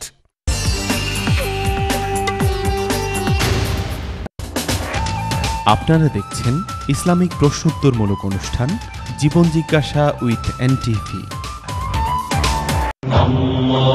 اللهم صل على سيدنا محمد। আসসালামু আলাইকুম ওয়া রাহমাতুল্লাহি ওয়া বারাকাতুহু। আমরা আবারও ফিরে আসলাম আমাদের প্রিয় অনুষ্ঠান জীবন জিজ্ঞাসাকে সাথে করে। এক বোন প্রশ্ন করেছিলেন, ওনার সর্বশেষ প্রশ্নটা বাকি ছিল এবং জনগুরুত্বপূর্ণ বিধায় আমরা এটাকে একটু স্ট্যান্ডার্ড উত্তর দেওয়ার জন্য এই পর্বে নিয়ে এসেছি। আমরা শেখের কাছে চলে যাচ্ছি। ধন্যবাদ। প্রশ্নটি ছিল যে ছেলের জন্য যখন আমরা মেয়ে খুঁজি, তখন ওই মেয়েটির মধ্যে যদি ধার্মিকতা থাকে তখন কি বংশের দিকে লক্ষ্য করাটা জরুরি কিনা, না শুধু ধার্মিকতার উপর ভিত্তি করেই তাকে বিবাহ গ্রহণ করা যেতে পারে? এর উত্তর হলো যে আল্লাহ নবী সুস্পষ্ট ভাষায় এই প্রশ্নটির উত্তর দিয়েছেন এবং হাদিসের মধ্যে আছে তুনকাহুল মারআতু লিআরবাঈন, 4টি কারণ দেখে মানুষ সাধারণত একটি মেয়েকে ছেলের জন্য বা ছেলে মেয়েকে চয়েস করে। তার মধ্যে একটি আছে তার সৌন্দর্য, একটি আছে তার বংশ, একটি আছে তার সম্পদ। এই 3টি কারণ। আর চতুর্থ আরেকটি কারণ আছে তার ধার্মিকতা, অর্থাৎ আল্লাহকে ভয় করে, আল্লাহর বিধান অনুযায়ী সে তার জীবন যাপন করে। এই 4টির মধ্যে আল্লাহ নবী যেটার ব্যাপারে খুব বেশি গুরুত্ব দিয়েছেন সেটা হচ্ছেন ফাজফার লিযাতিদ দ্বীন তারিবাত ইয়াদাক। আল্লাহ নবী বলেছেন তুমি যদি দিন দেখে, ধার্মিকতা দেখে যদি বিবাহ করো তাহলে তুমি বিজয়ী হলে। এবং আল্লাহ নবী তার জন্য মঙ্গলের দোয়া করেছেন। তাহলে এই হাদিস থেকে আমরা যেটা দেখি, সম্পদ দেখেও বিবাহ করা জায়েজ আছে, এটা ঠিক যে না জায়েজ তা না, তবে সেটা স্থায়ী নয়। অন্য হাদিসে আল্লাহ নবী বলেছেন যার সম্পদ দেখে বিয়ে করলে, যে ব্যক্তি সম্পদ দেখে বিয়ে করলো, অভিজ্ঞতা বলে যে সে সম্পদ স্থায়িত্ব পায় না। যে ব্যক্তি বংশ দেখে বিবাহ করলো সম্মানের আশায়, সে সম্মানিত হতে পারে না। কিন্তু যেই ব্যক্তি ধার্মিকতা দেখে বিবাহ করলো সে স্থায়ী একটি সম্পদ অর্জন করলো। অন্য হাদিসে আল্লাহ নবী বলেছেন যে আদ-দুনিয়া কুল্লুহা মাতা, দুনিয়ার সব কিছুই উপভোগ করা যায়। ওয়া খায়রুল মাতা আল মারআতুস সালিহা, একটি ধার্মিক সতী নারী সেটা হচ্ছে দুনিয়ার সবচেয়ে বেশি উপভোগ্য বিষয়, অর্থাৎ তার কারণে পুরো সংসারটা সুখী এবং সমৃদ্ধ হয়। তাহলে সৌন্দর্য দেখে, সৌন্দর্য অনেক সময় একটা মেয়ের দাম্ভিকতাকে বাড়িয়ে দেয়, অহংকারকে বাড়িয়ে দেয়। তখন সে যখন যেই বাড়িতে যায় অহংকার ছড়িয়ে দেয় আর শান্তিটা চূর্ণ বিচূর্ণ হয়ে যায়। সম্পদশালী একটা পরিবারের মেয়ে তার সম্পদের জোরে কিংবা সম্পদের কারণে সে ব্যক্তিও খুবই অহংকারী হয়ে ওঠে। একইভাবে বংশের কারণেও অহংকার হতে পারে, কিন্তু ধার্মিকতা যখন থাকে সেটা তাকে বিনয়ী করে, আর বিনয়টার কারণে একটি পরিবারে শান্তি এবং সমৃদ্ধি আসে। এই জন্য সার্বিকভাবে আমরা এই হাদিসগুলোর আলোকে দেখি আল্লাহ নবী যে বিষয়টাকে সবচেয়ে বেশি গুরুত্ব দেওয়ার জন্য বলেছেন যে সে ধার্মিকতা, আল্লাহকে চেনে কিনা। যে আল্লাহকে ভালোবাসে, আল্লাহকে ভয় করে, সে শ্বশুর শাশুড়ি সম্মান করবে আল্লাহর দিকে তাকিয়ে, তার স্বামীর প্রতি শ্রদ্ধা বজায় রাখবে, ভালোবাসা বজায় রাখবে, তার সংসারের প্রতি দায়িত্ব পালন করবে, আত্মীয় স্বজনদেরকে সে মেহমানদারি করবে, এই জন্য যে সে আল্লাহকে ভয় করে, আল্লাহর উপর বিশ্বাস করে। কিন্তু সেটা যদি না থাকে তাহলে অন্যগুলো ক্ষণস্থায়ী, বরং সেগুলো তাকে আরও ভয়ঙ্কর অবস্থার দিকে নিয়ে যেতে পারে। কাজে আপনার প্রশ্নের উপর ভিত্তি করে আমরা বলতে চাই যে ধার্মিকতাকে প্রথম প্রায়োরিটি দেওয়া উচিত। এরপরে আপনি কয়েকজন মেয়ে পেয়েছেন সবাই ধার্মিকতার দিক থেকে সমান, তখন আপনি কাকে প্রায়োরিটি দেবেন ওইটার অন্যান্য ক্রাইটেরিয়াগুলোকে আপনি তখন বিবেচনা করতে পারেন। বংশের ব্যাপারটা আপনি দেখতে পারেন। বংশের ব্যাপার দেখাটা কোনো অন্যায় নয়, কারণ ফিকহের কিতাবে আছে, কুফুর কথা আছে, যে যাতে একটা সমকক্ষতা বজায় থাকে, খুব বেশি উঁচু নিচু না হয়, কারণ বেশি উঁচু নিচু যখন হয় তখন আবার বনি বনা হওয়ার ক্ষেত্রে সমস্যা হতে পারে। তবে ইসলামের দৃষ্টিতে কুরাইশ বংশ ছাড়া পৃথিবীর যত বংশ আছে সবগুলো সিমিলার, একই সমান মর্যাদার দিক থেকে, কোনো পার্থক্য নেই। কুরাইশ বংশকে আল্লাহ তাআলা বিশেষ মর্যাদা দিয়েছেন তার নবীর কারণে, তাছাড়া অন্য সকল বংশকে সমান করেছে। এখানে বংশের কারণে কোনো মর্যাদার পার্থক্য হবে না। আশা করি এই হাদিসগুলোর আলোকে আমরা এখন থেকে ছেলে কিংবা মেয়ে নির্বাচন করার ক্ষেত্রে, বর কিংবা কনে নির্বাচন করার ক্ষেত্রে আমরা ধার্মিকতাকে, আল্লাহর ভয়কে আমরা প্রায়োরিটি দেব। কিন্তু আমাদের সমাজে হয় কি, যে মেয়ে কি নামাজ পড়ে এটা জিজ্ঞেস করলে না, এখনও অল্প বয়স্ক, বয়সকালে হয়ে যাবে। ছেলে কি নামাজ ইত্যাদি পড়ে, আল্লাহকে ভয় করে মসজিদে যায়, না এটা বয়সকালে হয়ে যাবে। কিন্তু বয়সকাল হওয়ার আগে আগে দেখা যায় বিশাল এক ক্ষতির দিকে পুরো সংসারকে নিয়ে যায়। না, এটা বয়সকালে হবে না, এখনই হতে হবে। অন্যগুলো বয়সকালে হলে হবে। টাকা পয়সা ছেলের এমন নাই, ইনশাআল্লাহ বয়সকালে আল্লাহই দেবেন, এরকম আমরা বলার চেষ্টা করি। আমাদের ট্রেন্ডটাকে, আমাদের রুচিটাকে পরিবর্তন করার জন্য চেষ্টা করি। জাযাকুমুল্লাহ। একটি ইমেইলে প্রশ্ন আসছে, এক বোন প্রশ্ন করেছেন, আমি একটি ইসলামিক অর্গানাইজেশনের কাজ করি, দায়ী হিসেবে থাকার চেষ্টা করছি, এবং মসজিদে উনি হায়েজ নেফাস যখন হচ্ছে পিরিয়ড যখন হয় তখন মাঝে মধ্যে ওনার ইয়েতে প্রোগ্রামে যেতে হয়, কিন্তু মসজিদে অনেকগুলো ফ্লোর থাকে, যার কারণে ওই ফ্লোরের মধ্যে উনি বসে, যেখানে রেগুলার নামাজ হয় সেখানে উপরের বিভিন্ন ফ্লোরে ওনারা প্রোগ্রাম করেন। এখন আপনি বলেছেন যে মসজিদে যাওয়া যাবে না পিরিয়ড অবস্থায়, তো এই বিষয়টি উনি জানতে চাচ্ছেন, একটু ওনার ভিতর খটকা লেগেছে। জি ধন্যবাদ বোন। মসজিদে হায়েজ অবস্থায় যাওয়া যাবে না এই ব্যাপারে স্কলারদের কোনো দ্বিমত আমি দেখিনি। সকল স্কলাররা বলেন নামাজের জায়গা কিংবা মসজিদে একজন মহিলা তার ঋতুস্রাব অবস্থায়, পিরিয়ড অবস্থায় কিংবা জন্মোত্তর স্রাব চলাকালে, পিরিয়ড চলাকালে, তখন তার জন্য এটা জায়েজ নেই, এটার ব্যাপারে কোনো দ্বিমত নেই। এখন আপনার প্রশ্ন হলো যে মসজিদের কম্পাউন্ডে যদি অন্য কোনো বিল্ডিং কিংবা অন্য কোনো ফ্লোর যেখানে নামাজ হয় না, যেখানে অন্যান্য অ্যাক্টিভিটিসের জন্য রাখা হয়েছে, এরকম জায়গায় যাওয়া যাবে কিনা? এটা যাওয়া যেতে পারে, যেহেতু এটা ইসলামিক কারণেই, ইসলামের শিক্ষা দীক্ষার কারণেই আপনি যাচ্ছেন, ওইরকম কারণে আপনি যেতে পারবেন। কিন্তু মসজিদ যেখানে নামাজের ব্যবস্থা হয়, নামাজের হল এবং মসজিদ হিসেবে এটা স্বীকৃত একটি জায়গা যে পার্মানেন্টলি সেখানে নামাজ হচ্ছে, এরকম জায়গায় একজন মহিলা প্রয়োজন ছাড়া যেতে পারে না। এখন প্রশ্ন হলো যে শিক্ষার জন্য যাওয়া যাবে কিনা। যেমন একটি মসজিদ, সেখানে একজন শিক্ষিকা পড়ান, বাচ্চাদেরকে কোরআনে কারীম শিক্ষা দিচ্ছেন, অথবা একটা বাচ্চা কোরআনে কারীম শেখার জন্য যাচ্ছে, 13-14 বছর হয়েছে, তার পিরিয়ড শুরু হয়েছে, পিরিয়ড অবস্থায় সে যেতে পারবে কিনা। যদি না যায় তাহলে প্রতি মাসে 10 দিনের গ্যাপের কারণে বাচ্চারা পিছনে চলে যাবে, অথবা ওই বাচ্চাটাও শিক্ষা থেকে বঞ্চিত হবে, এই জন্য যাবে কিনা। কোনো কোনো স্কলার ইমাম মালিক রহমতুল্লাহের একটি মতের উপর এখানে আমল করেছেন যে শুধুমাত্র তালিমের জন্য, ইসলামের বেসিক শিক্ষার জন্য, শিক্ষা দেওয়া কিংবা নেওয়ার জন্য যেতে পারে, তবে শর্ত হলো যে যখনই যাবে ওই শিক্ষার কাজটা শেষ হওয়ার সাথে সাথেই তাকে বেরিয়ে যেতে হবে। তিনি আর বিলম্ব করে সেখানে বসে আরও কথাবার্তা বললেন বা কিছুক্ষণ অপেক্ষা করলেন, এই কাজগুলো তিনি করতে পারবেন না। মৌলিক একটা, যেহেতু এডুকেশনটা বেসিক নিড, এটাকে ফুলফিল করার জন্য তিনি ওই সময়টুকু থাকবেন, তবে এর পরে তিনি তাড়াতাড়ি তাকে বের হয়ে যেতে হবে। এটা শুধুমাত্র শিক্ষার কারণে, এটা অ্যাজ এ ইবাদত নয়, অ্যাজ এ ওয়ার্শিপ নয়, অ্যাজ এ রিচুয়াল তেলাওয়াত নয়, বরং এটা জাস্ট এডুকেশন। কাজেই আশা করি এই বিশ্লেষণের পরে আপনার মনের সন্দেহটা বিদরিত হবে। জি আমরা কলে চলে যাচ্ছি, দেখি কি আছেন। আসসালামু আলাইকুম। আসসালামু আলাইকুম, কলার কি আছেন আমাদের সাথে? ওকে, আমরা একটা প্রশ্ন দিয়ে দিতে চাই। এই ভাইটি এই ফ্যামিলিটি অনেকবার ইমেল করেছেন। সেটি হচ্ছে ওনারা একটা বেবি অ্যাডপ্ট করতে চায়, কিন্তু ইসলামের প্রসিডিওরগুলো নিয়ে তারা একটু কনসার্ন। এটা মহরম, গায়রে মহরমের যে বিষয়গুলো, এখন যদি ব্রেস্ট ফিড না করে তাহলে সেই ক্ষেত্রে এই বিষয়টি কতটুকু মানে কোন পর্যায়ে পড়বে, যে একটা ছেলে অথবা মেয়ের ক্ষেত্রে, ওয়াইফের ক্ষেত্রে সে ছেলেটা কি হবে, আর মেয়ে হলে বাবার ক্ষেত্রে কি হবে, বা ওই পুরুষের ক্ষেত্রে কি হবে? জি, বাচ্চা অ্যাডপ্ট করা এটা জায়েজ আছে, তবে একটা সবচেয়ে বড় শর্ত হলো বাচ্চার মূল পরিচয়কে পরিবর্তন করা যাবে না। বাচ্চার মূল পরিচয়কে যদি কেউ পরিবর্তন করে বাচ্চাকে লালন পালন করে, সেটা শরীয়তের দৃষ্টিতে জায়েজ হবে না। উদউহুম লিআবাইহিম, আল্লাহ তাআলা সূরা আহজাবে পরিপূর্ণভাবে সুস্পষ্ট বলে দিয়েছেন, তাদেরকে, সেই সন্তানগুলোকে যাদেরকে তোমরা অ্যাডপ্ট করো, তাদেরকে তাদের বাবার পরিচয়ে তোমাদেরকে ডাকতে হবে। তাহলে সারনেম, তার বাবার যে মূল নেম আছে সেটা অনুযায়ী তাকে ডাকতে হবে। আমার সন্তান হিসেবে তাকে পরিচিত করে বড় করা যাবে না, কারণ এটা তো একটা মিথ্যা। আল্লাহ তাআলা তাকে যার মাধ্যমে দুনিয়াতে প্রেরণ করেছেন তার পরিচয়কে আমরা ধূলিসাৎ করে দিতে পারি না, এটা মিথ্যা।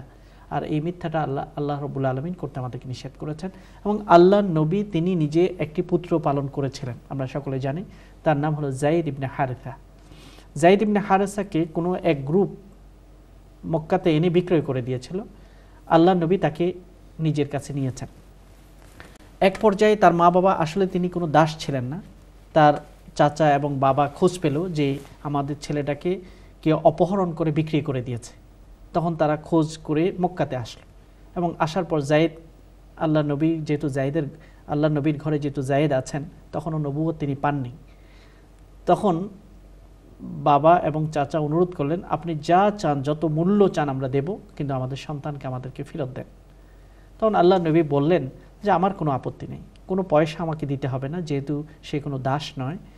তবে সে যদি যেতে চায় আপনাদের সাথে, সে যেতে পারবে, তার ইচ্ছা অনুযায়ী যেটাই সে চয়েস করে সেটাই হবে। তো জায়েদকে তার বাবা এবং চাচা বলল যে চলো তুমি আমাদের সাথেই চলো, তুমি আমাদের সন্তান, আমাদের কাছে চলো, পরিবারে চলো। জায়েদ তখন সে আল্লাহ নবীর ভালোবাসা এমনভাবে পেয়েছে, নবী হওয়ার আগেও এত ভালোবাসা পেয়েছে, সে অস্বীকার করলো যে আমি উনাকে ছেড়ে আমি যাব না, আল্লাহ নবীকে ছেড়ে তিনি যাননি। তখন আল্লাহ নবী খুব খুশি হয়ে ঘোষণা করলেন কাবা শরীফের পাশে গিয়ে, তখনকার নিয়ম অনুযায়ী যে কোনো গুরুত্বপূর্ণ ঘোষণা সেখানকার মানুষ কাবার পাশে গিয়ে করত। তিনি ঘোষণা করলেন যে আজ থেকে জায়েদ ইবনে হারিসা নয়, হারিসার সন্তান জায়েদ নয়, আজ থেকে সে জায়েদ ইবনে মুহাম্মদ আমার সন্তান হিসেবে পরিচিত হবে। কিন্তু পরবর্তীতে মদিনাতে আল্লাহ রাব্বুল আলামিন এই সূরা আহজাবের আয়াত নাজিল করেছেন এবং সেখানে বলেছেন উদউহুম লিআবাইহিম, তার বাবার পরিচয়ে তাকে ডাকতে হবে, তার মিথ্যা পরিচয় দেওয়া যাবে না। তখন থেকে জায়েদ ইবনে মুহাম্মদকে আবার পরিবর্তন করে জায়েদ ইবনে হারিসা ডাকা শুরু হলো। তো এখান থেকে আমরা যেটা দেখি, একটা সন্তানকে, অন্য কোনো মানুষের সন্তানকে লালন পালন করা যায়, নিজের ঘরে রাখা যায়, যেমন আল্লাহ নবী করেছেন, তবে তার মূল পরিচয়কে পরিবর্তন করা যাবে না, এটা হচ্ছে মূল শর্ত। দ্বিতীয় যেটা আপনি প্রশ্ন করছেন, ছেলে যদি বড় অবস্থায় বা মেয়েকে যদি বড় অবস্থায় বাড়িতে আনা হয়, সে তো রক্তের সম্পর্ক না, কাজেই তার সাথে বড় হওয়ার পর, ম্যাচিউর হওয়ার পর পরিপূর্ণ পর্দা মেনটেন করতে হবে। যথাসম্ভব যদি ছেলে হয় তার মায়ের সাথে, পালক মায়ের সাথে তিনি দূরত্ব বজায় রাখতে হবে, আর যদি মেয়ে হয় পালক বাবা থেকে, অন্যান্য ভাই বোন যদি থাকে তাদের থেকে দূরত্ব বজায় রাখতে হবে, পর্দা মেনটেন করে থাকতে হবে। তবে এটা একটু কঠিন ব্যাপার, একই ঘরে যখন তারা থাকবে এটা কঠিন হবে, কিন্তু তাকে লালন পালন করা যাবে। বড় হওয়ার পরে পর্দা মেনটেন করতে হবে, দূরত্ব বজায় রাখতে হবে, ফিতনা থেকে রক্ষা করার জন্য চেষ্টা করতে হবে। জি, আমরা চলে যাচ্ছি কলে, দেখি কি আছেন। আসসালামু আলাইকুম। ওয়ালাইকুম আসসালাম। ভাইয়া আমার দুইটা প্রশ্ন আছে। বলেন। তো আমার প্রথমে আপনাদের কাছে রিকোয়েস্ট যে আপনাদের প্রোগ্রামটা কন্টিনিউ চালিয়ে যাবেন, কারণ আপনাদের প্রোগ্রাম না দেখলে সানডে বলে আজকে মনে হয় না। আর আমি প্রায় সব চ্যানেলে ইসলামিক প্রোগ্রামগুলো দেখি। I think it's my opinion জীবন জিজ্ঞাসা programme is best than other Islamic program. So please কষ্ট করে হলেও আপনাদের প্রোগ্রামটা চালিয়ে যাবেন আমাদের জন্য। আমার প্রশ্ন হইতেছে যে কয়েকদিন আগে ঈদে মিলাদুন নবী গেল, তো এই দিনের ফজিলত কতটুকু, আর ঈদে মিলাদুন নবী ওই দিনে কি রোজা রাখলে কতটুকু ফজিলত হয়? আর সেকেন্ড প্রশ্ন হইতেছে যে আমরা জানি সবাই যে দুরুদ আমরা পড়লে ওইটা নবীর কাছে গিয়ে পৌঁছায়। এখন যদি আমরা সালাম ওইভাবে পৃথিবীর যে কোনো দেশ থেকে মানে কেউ যদি সালাম পেশ করেন, ওইটাও কি গিয়ে পৌঁছায়, নাকি সালাম শুধু নবীজির কবরের কাছে গিয়ে দিতে হয়? আর সালাম কিভাবে আমরা দেব? যদি আমি ওইভাবে বলি আসসালামু আলাইকুম, আসসালামু আলাইকা ইয়া রাসূলুল্লাহ, তাহলে কি সালামটা আমার হবে? এই দুইটা প্রশ্ন, আর আমার জন্য দোয়া করবেন ভাইয়া। আসসালামু আলাইকুম। আপনিও দোয়া করবেন। আপনার চমৎকার ফিলিংসের জন্য ধন্যবাদ। আমরা চলে যাচ্ছি শেখের কাছে। ধন্যবাদ বোন, আমরা দুটা গুরুত্বপূর্ণ প্রশ্ন পেয়েছি এবং মাউন ভাইয়ের মতো আপনার চিন্তার জন্য আমরা ধন্যবাদ জানাচ্ছি, এবং আমরা অনাকাঙ্ক্ষিতভাবে কখনো যদি দূরে যেতে হয় এটার জন্য আমরা ক্ষমা চাই। আমরা জানি যে অনেক দর্শকরা অপেক্ষা করেন, দিন শিখার আগ্রহ তাদের থাকে এবং জ্ঞান চর্চার একটা সুযোগ থাকে, কিন্তু অনেক সময় আবশ্যিক কোনো কারণে যেগুলোকে অ্যাভয়েড করা যায় না, এরকম কারণে অনেক সময় আমাদেরকে রিপিট দিতে হয়। আল্লাহ তাআলা যেন আমাদেরকেও এর জন্য ক্ষমা করেন, আমিন। প্রথম প্রশ্নটি হলো ঈদে মিলাদুন্নবী বা 12ই রবিউল আউয়াল, এই দিনটির ফজিলত কি এবং এই দিন রোজা রাখলে কোনো বিশেষ ফজিলত আছে কিনা? এর উত্তর হলো যে বছরে যে মাসগুলো আছে সেই মাসগুলোর মধ্যে কিছু কিছু দিন আছে সেগুলো হচ্ছে ইবাদতের দিন, যেমন রমাদান, মুহররমের 10 তারিখ রোজা রাখার দিন, তারপর লাইলাতুল কদর, এই জিলহাজের প্রথম 10 দিন, বিশেষত 9 জিলহজ, 10 জিলহজ, এই দিনগুলো হচ্ছে ইবাদতের দিন। আবার বছরে কতগুলো দিন আছে যেগুলো ইবাদতের দিন নয় তবে ঐতিহাসিক দিন, যেমন তার একটা উদাহরণ হলো মেরাজ, যেই রাত্রে আল্লাহ নবী মেরাজে গেছেন ওই রাত্রে বিশেষ কোনো ইবাদত বা রোজা রাখা আল্লাহ নবী থেকে প্রমাণিত হয়নি, সাহাবা ইকরাম থেকে প্রমাণিত হয়নি। একইভাবে যেই দিন আল্লাহ নবী দুনিয়ার বুকে এসেছেন এবং যেই দিন একই দিনে আল্লাহ নবী দুনিয়া থেকে বিদায় গ্রহণ করেছেন, ওই দিনটি ঐতিহাসিক দিন। ঐতিহাসিক এই জন্য যে ওই দিন আল্লাহ নবী যদি দুনিয়াতে না আসতেন, আমরা সারা পৃথিবীর মানুষ, মানবতা যে আলো পেয়েছে সেই আলো কখনো তারা পেত না। তাহলে আল্লাহ মানবতাকে আলো দেওয়ার জন্য তার নবীকে প্রেরণ করেছেন। যেই দিন প্রেরণ করেছেন নিশ্চয়ই সেটা গুরুত্বপূর্ণ এবং ঐতিহাসিক দিন। তাহলে আমাদেরকে মনে রাখতে হবে, একটা হচ্ছে ইবাদতের দিনগুলো আছে বছরের 12 মাসের বিভিন্ন দিনগুলো, আবার কিছু দিনগুলো আছে খুবই গুরুত্বপূর্ণ, ঐতিহাসিক, তবে সেখানে কোনো ইবাদত আল্লাহ নবী থেকে প্রমাণিত নেই। কারণ আপনি বুখারী শরীফ যদি দেখেন, মুসলিম শরীফ দেখেন, সিহাসিতার কোনো কিতাব যদি দেখেন, মাহে রবিউল আউয়ালের বিশেষ কোনো আমল কোনো জায়গায় সূচিপত্রতে দেওয়া হয়নি। মাহে রবিউল আউয়ালের কোনো আমলের কথা নেই, তবে এটা ঐতিহাসিক দিন। সিরার যারা সিরাত আল্লাহ নবীর জীবন বৃত্তান্ত যারা রচনা করেছেন তারা এই দিনটাকে অত্যন্ত ঐতিহাসিক হিসেবে চিত্রিত করেছেন, তবে সেটা ইবাদতের দিন নয়। এই কারণে ওই দিনের বিশেষ রোজা রাখতে হবে এমন কোনো নিয়ম নেই। আল্লাহ নবী শুধুমাত্র সোমবার এবং বৃহস্পতিবার রোজা রাখতেন, এবং তাকে জিজ্ঞাসা করা হলো যে আপনি সোমবার কেন রোজা রাখেন, বৃহস্পতিবার কেন রোজা রাখেন? তখন আল্লাহ নবী তার দুটা কারণ বর্ণনা করেছেন। বৃহস্পতিবার পুরো সপ্তাহের যে আমল, আল্লাহর কাছে সাপ্তাহিক রিপোর্ট, প্রতিটি বান্দার আমলের রিপোর্ট উপস্থাপিত হয় এই জন্য। আর সোমবারে আল্লাহ নবী এটাও বলেছেন যে এই দিন আমি জন্ম লাভ করি। তাহলে সপ্তাহের সোমবারে আল্লাহ নবী রোজা রেখেছেন তার জন্মর দিন হিসেবে, জন্মবার হিসেবে। এটা সুন্নাহ, এবং কোনো স্কলার এ ব্যাপারে দ্বিমত করেন না যে সোমবার সপ্তাহে রোজা রাখা, বৃহস্পতিবার রোজা রাখা এটা যে সুন্নাহ, এ ব্যাপারে কারো দ্বিমত নেই। তবে মাসের দিক থেকে 12ই রবিউল আউয়াল বছরে এই দিন রোজা রাখা এটা কোনোভাবেই প্রমাণিত হয়। হ্যাঁ, 12ই রবিউল আউয়াল যদি সোমবার পড়ে যায়, তখন যদি সোমবারের রোজা যে সুন্নাহ ওই হিসেবে কেউ রোজা রাখেন তাহলে সুন্নাহ আদায়ের সওয়াব পাবেন। কিন্তু 12ই রবিউল আউয়াল পড়ল বুধবার, শুক্রবার, বৃহস্পতিবার, তাহলে এই দিন রোজা রাখতে হবে এমন কোনো হাদিসে তার প্রমাণ নেই। আশা করি এর উত্তর আমরা পেয়েছি। তবে আল্লাহ নবীর জন্ম এটা হচ্ছে পুরো পৃথিবীর জন্য, পুরো মানবতার জন্য বিশেষ একদিন। এই দিনগুলো বা এই সময়গুলো আমরা নতুন করে আল্লাহ নবীর প্রতি ভালোবাসাকে উজ্জীবন করার জন্য আমরা এই দিনকে ব্যবহার করতে পারি। নতুন করে আল্লাহ নবীর জীবন বৃত্তান্তকে আলোচনা করে মানুষকে আল্লাহ নবীর ব্যাপারে সতর্ক করতে পারি এবং সুসংবাদ দিতে পারি তার আদর্শ মানার ক্ষেত্রে। দ্বিতীয় প্রশ্ন আপনি করেছেন, আমরা সালাত ও সালাম আল্লাহ নবীর উপর পড়ব, কিভাবে পড়ব?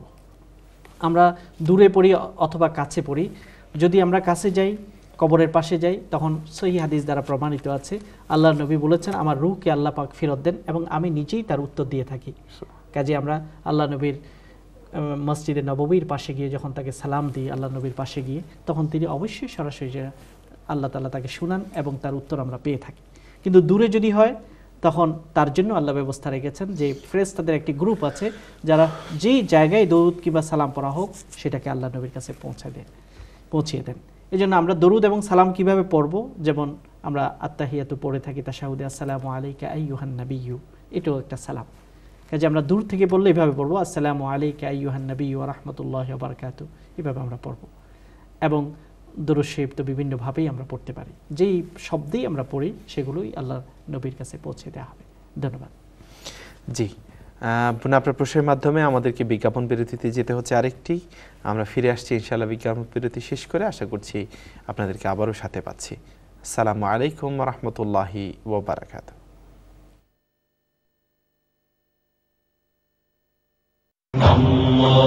আল্লাহুম্মা সাল্লি আলা সাইয়্যিদিনা মুহাম্মাদ। আপনারা দেখছেন ইসলামিক প্রশ্নোত্তরমূলক অনুষ্ঠান জীবন জিজ্ঞাসা with NTV.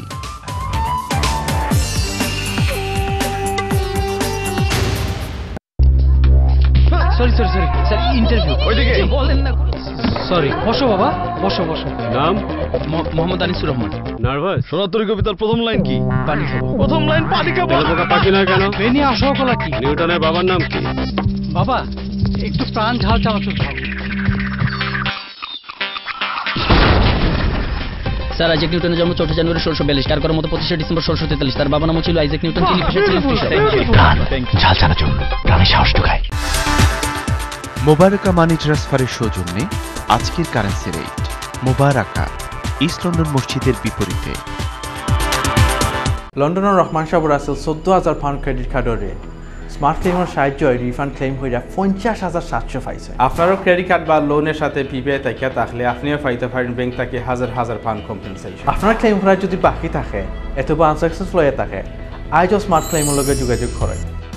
General auto services নিয়ে এলো আকর্ষণীয় ক্যাশব্যাক অফার।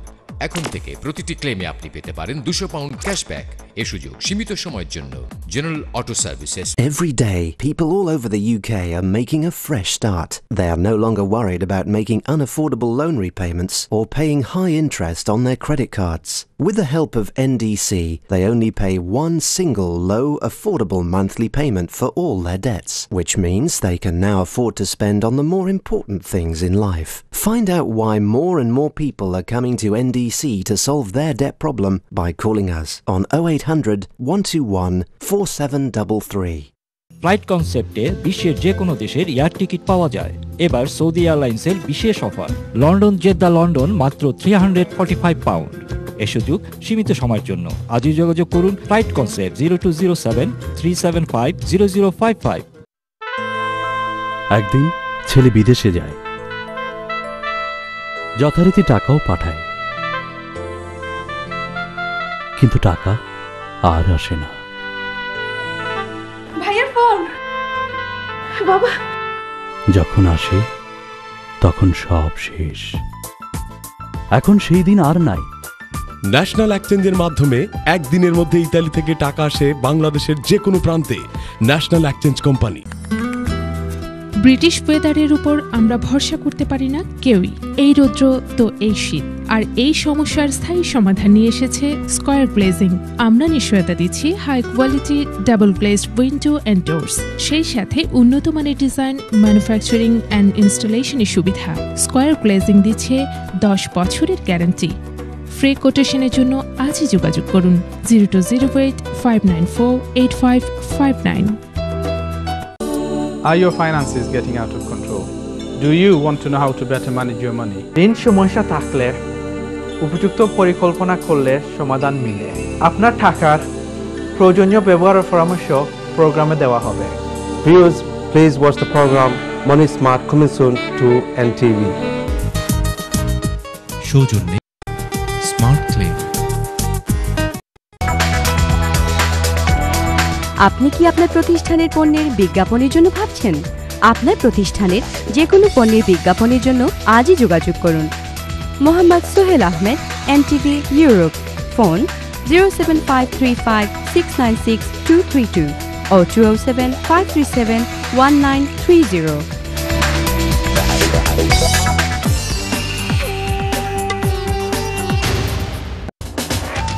আপনারা দেখছেন ইসলামিক প্রশ্নোত্তরমূলক অনুষ্ঠান জীবন জিজ্ঞাসা উইথ NTV।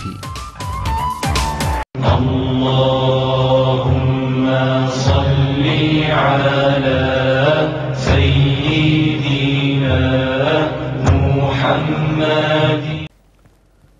আসসালামু আলাইকুম রহমতুল্লাহি ওয়া বারাকাতুহু। প্রিয় ভাই বোনেরা, আমরা ফিরে আসলাম আবার আমাদের প্রিয় অনুষ্ঠান জীবন জিজ্ঞাসায়। আশা করছি আপনারা আমাদের সাথে আছেন। আমরা এই পর্ব সবসময় আলোচনার জন্য নির্ধারিত, যথারীতি আমরাও আজকে আলোচনা শুনবো। আর বিশেষ করে গত পর্ব থেকে আমরা শুরু করেছি আল্লাহ রসুল সাল্লাল্লাহু আলাইহি ওয়াসাল্লামের জীবনের উপর আলোচনা। এবারও আমরা সেটা কন্টিনিউ করছি। আজকের শিরোনাম হচ্ছে simple and humble life of prophet Muhammad সাল্লাল্লাহু আলাইহি ওয়াসাল্লাম। এটা এমন এক আলোচনা মন্ত্রমুগ্ধের মতো শুধু শুনতেই ইচ্ছে করে। আমরা আশা করছি আপনারা এই আলোচনা থেকে আপনাদের নিজেদের জীবনকে সাজানোর অনেকগুলো রসদ পাবেন। এই চিন্তা থেকেই এই আলোচনাগুলো শোনা দরকার। আল্লাহ যেন তৌফিক দেন। আমরা চলে যাচ্ছি আলোচনায়। আলোচনা রাখছেন আমাদের সম্মানিত মেহমান শেখ মাহমুদুল হাসান। জি, আলহামদুলিল্লাহ রাব্বিল আলামিন ওয়াসসালাতু ওয়াসসালামু আলা সাইয়্যিদিল আমবিয়া ওয়াল মুরসালিন ওয়া আলা আলিহি ওয়া আসহাবিহি আজমাইন। আল্লাহ রাব্বুল আলামিন নিজেই আমাদেরকে বলেছেন, তোমাদের জন্য একটি মডেল আমি প্রেরণ করলাম, একটি জীবনকে সাজানোর মডেল। কোরআনে কারীমের আয়াত আল্লাহ তাআলা বলছেন উসওয়াতুন হাসানা, চমৎকার মডেল তোমাদের জন্য রয়েছে তোমাদের নবীর জীবনীতে। কাজেই আমাদের জীবনকে আমরা সাজাতে চাই একটা মডেল অনুসরণ করে। সবাই কাউকে না কাউকে অনুসরণ করে, কিন্তু পুরো মানবতার জন্য আল্লাহ তাআলা একটা মডেল, একটা ছাঁচ দিয়েছেন, যেটার আঙ্গিকে নিজের জীবনকে সাজালে সেটা অত্যন্ত ধন্য, পরিপূর্ণ এবং চমৎকার হবে। আল্লাহ তাআলা ঘোষণা করেছেন লিমান কানা ইয়ারজুল্লাহ ওয়াল ইয়াউমাল আখির, যারা আল্লাহকে বিশ্বাস করে এবং পরকালে সমৃদ্ধি চায় তাদের জন্য সবচেয়ে সুন্দর আদর্শ হলো আল্লাহ রাসূলের জীবনে রয়েছে। আল্লাহ রাসূলের জীবনের বিভিন্ন দিক আছে যেগুলো আমরা আলোচনা করতে পারি, সেগুলো থেকে নিজেদেরকে আমরা সমৃদ্ধ করতে পারি। তবে গুরুত্বপূর্ণ একটা দিক হলো সেটা হলো বিনয়ী এবং সাদাসিধে জীবন। আল্লাহ নবীর জীবনকে যদি আমরা পর্যালোচনা করি তাহলে সেই জীবনটা ছিল অত্যন্ত সাদাসিধে, অত্যন্ত বিনয়াবনত জীবন তিনি যাপন করেছেন। অর্থাৎ অতিমাত্রায় চাকচিক্য জীবনকে ভরে তুলেননি, অর্থাৎ দুনিয়ার যে চাহিদা, দুনিয়ার যে সৌন্দর্য, এগুলোর পিছনে তিনি ছুটেননি। কারণ আল্লাহ তাআলা তাকে অপশন দিয়েছেন। আল্লাহ তাআলা বলেছেন তুমি যদি চাও তাহলে সবচেয়ে ধনী হিসেবে তোমাকে করতে পারি, আর তুমি যদি চাও তাহলে তুমি সাধারণ জীবন যাপন করতে পারো। আল্লাহ নবীকে এরকম অপশন আল্লাহ দিয়েছেন, হাদিস দ্বারা এটা প্রমাণিত। আল্লাহ নবী বলেছেন না হে আল্লাহ, আমি চাই যে একদিন খাবো তখন তোমার শুকরিয়া আদায় করব, আর একদিন খেতে পারবো না তখন আমি সবর করব, এরকম একটা জীবন আমি চাই। এজন্য আল্লাহ নবীর পুঙ্খানুপুঙ্খ জীবনের দিকগুলো যদি আমরা দেখি, তার খাওয়ার দাওয়ার, তার পোশাক, তার বিছানা, তার কথাবার্তা, সব কিছুতে যে জিনিসটি ফুটে উঠবে সেটা হলো খুব সাদাসিধে একটি জীবন, বিনয়ী একটা জীবন। যেমন আপনি দেখুন তার খাবারের কেমন ছিল, কয়টি আইটেম তিনি খেতেন। আমাদের আজকের মডার্ন যুগে আমাদের খাবারের আইটেমগুলোকে আল্লাহ নবীর খাবারের সাথে যদি তুলনা করি তাহলে সহজেই আমরা অনুধাবন করতে পারবো যে আল্লাহ নবীর জীবনটা কত সাদাসিধে ছিল। আল্লাহ নবীর খাবারের আইটেম কি ছিল? হযরত আয়েশা রাদিয়াল্লাহু তাআলা আনহা আল্লাহ নবীর দুনিয়া থেকে বিদায়ের পরে তার ভাগিনা উরওয়াকে বলছেন যে জেনে রাখো যে আমাদের ঘরে, আল্লাহ নবীর ঘরে এমন হয়েছিল একবার যে একটা চাঁদ গেল আকাশে, দ্বিতীয় চাঁদ গেল, তৃতীয় চাঁদ উদয় হলো, অর্থাৎ 2টি মাস পার হয়ে তৃতীয় মাস অবতীর্ণ হলো। এমন অবস্থায় যে এই 2 মাসের ভিতরে একদিনও আমাদের চুলোতে আগুন জ্বলেনি, চুলায় আগুন জ্বলেনি। তখন তারা আশ্চর্য হয়ে বলল যে তাহলে তোমাদের জীবন কিভাবে অতিবাহিত হয়েছে না খেয়ে 2 মাস? তখন হযরত আয়েশা বলেছেন আমরা 2টি কালো জিনিসের উপর নিজেদের জীবনকে নির্ভর করেছি, একটি হলো খেজুর আর একটি হলো পানি। খেজুর আর পানি খেয়ে আমাদের জীবন যাপন করা হতো, আর তার জন্য চুলার দরকার হতো না, আগুন জ্বালাতে হতো না। হ্যাঁ, মাঝে মাঝে আমাদের প্রতিবেশী অনেক আনসারীরা আছেন, তারা আল্লাহ নবীর জন্য কিছু দুধ প্রেরণ করতেন, ওই দুধ থেকে আমরা কিছু পান করতাম। এই ছাড়া আর কিছুই আমরা পান করিনি, পানি আর খেজুর দিয়ে 2 মাস। হযরত আয়েশা রাদিয়াল্লাহু তাআলা বর্ণনা করেছেন। এরপরে তিনি বলেন যে আল্লাহ নবী কখনো জীবনে 2 বার পেট ভরে খাননি, একই দিন 2 বেলা পেট ভরে খাননি। এক বেলা খেয়েছেন তো আরেক বেলা হালকা খেয়েছেন, পেট ভরে 2 বেলা তিনি পরিপূর্ণভাবে কখনো খাননি। এটা ছিল আল্লাহ নবীর জীবনের খুব সাদাসিধে দিকটি। আল্লাহ নবী তিনি যে রুটি খেতেন সেটা হলো মোটা রুটি, অর্থাৎ খুব ময়দার, খুব মসৃণ রুটি এরকম তিনি পাননি। প্রায় সময় যে রুটিটি খেতেন তিনি শক্ত রুটি বা মোটা রুটি তিনি খেতেন, যেটা দাম কম। একবার এমন হলো যে আল্লাহ নবী ক্ষুধার কারণে ঘর থেকে বের হলেন, তখন তিনি পথে দেখলেন যে রাস্তায় আবু বকরও বের হয়েছে, ওমরও বের হয়েছে, 3 জন হয়ে গেলেন তারা। তো পারস্পরিক কথা হচ্ছে যে কেন এই রাত্রে তারা বের হয়েছে। তখন প্রত্যেকের একটা উত্তর হলো যে খিদার কারণে ঘরে তারা থাকতে পারেননি। 3 জন, আল্লাহ নবী নিজেই, হযরত আবু বকর, ওমর। তখন তারা চিন্তা করলেন যে আমরা কোনো আনসারি, কারণ আনসারিরা লোকাল রেসিডেন্ট মদিনার এবং তাদের চাষাবাদ আছে, আর্থিকভাবে তারা অনেকেই স্বাবলম্বী, তাদের এরকম কারো বাড়িতে আমরা একটু ঘুরে আসি, বেড়াতে যাই। তখন আল্লাহ নবী তার 2 সাহাবীকে নিয়ে, বড় সাহাবীদেরকে নিয়ে গেলেন ক্ষুধার কারণে। এক আনসারি সাহাবীর কারণে বাড়িতে গেলেন এবং জিজ্ঞাসা করলেন তিনি কোথায়। তখন তার স্ত্রী উত্তরে দিলেন ইয়া রাসূলুল্লাহ, আপনি আসুন, আমার স্বামী এখন ঘরে নেই, তবে চলে আসবেন। তো আল্লাহ নবী গেলেন এবং আল্লাহ নবী আগমনে তারা এতই খুশি হলো, তারা একটা তাড়াতাড়ি ছাগল বের করলো জবাই করার জন্য। আল্লাহ নবী তাড়াতাড়ি বললেন যে তোমরা জবাই করো ঠিকই, কিন্তু দুধ দিয়ে এইরকম ছাগল তোমরা জবাই করো না, কারণ দুধ খাওয়া থেকে তোমরা বঞ্চিত হবে, সাধারণ ছোট একটা ছাগল জবাই করো। তা ছাগল জবাই করলো এবং আল্লাহ নবীকে মেহমানদারি করলেন। এবং যখন খাচ্ছেন হযরত রাসূলুল্লাহ সাল্লাল্লাহু আলাইহি ওয়াসাল্লাম তার সাহাবীদেরকে বললেন তোমরা জেনে রাখো এটা এক বড় নেয়ামত আমরা খাচ্ছি, এবং প্রতিটি নেয়ামত সম্পর্কে আমাদেরকে কিয়ামতের ময়দানে জিজ্ঞাসা করা হবে।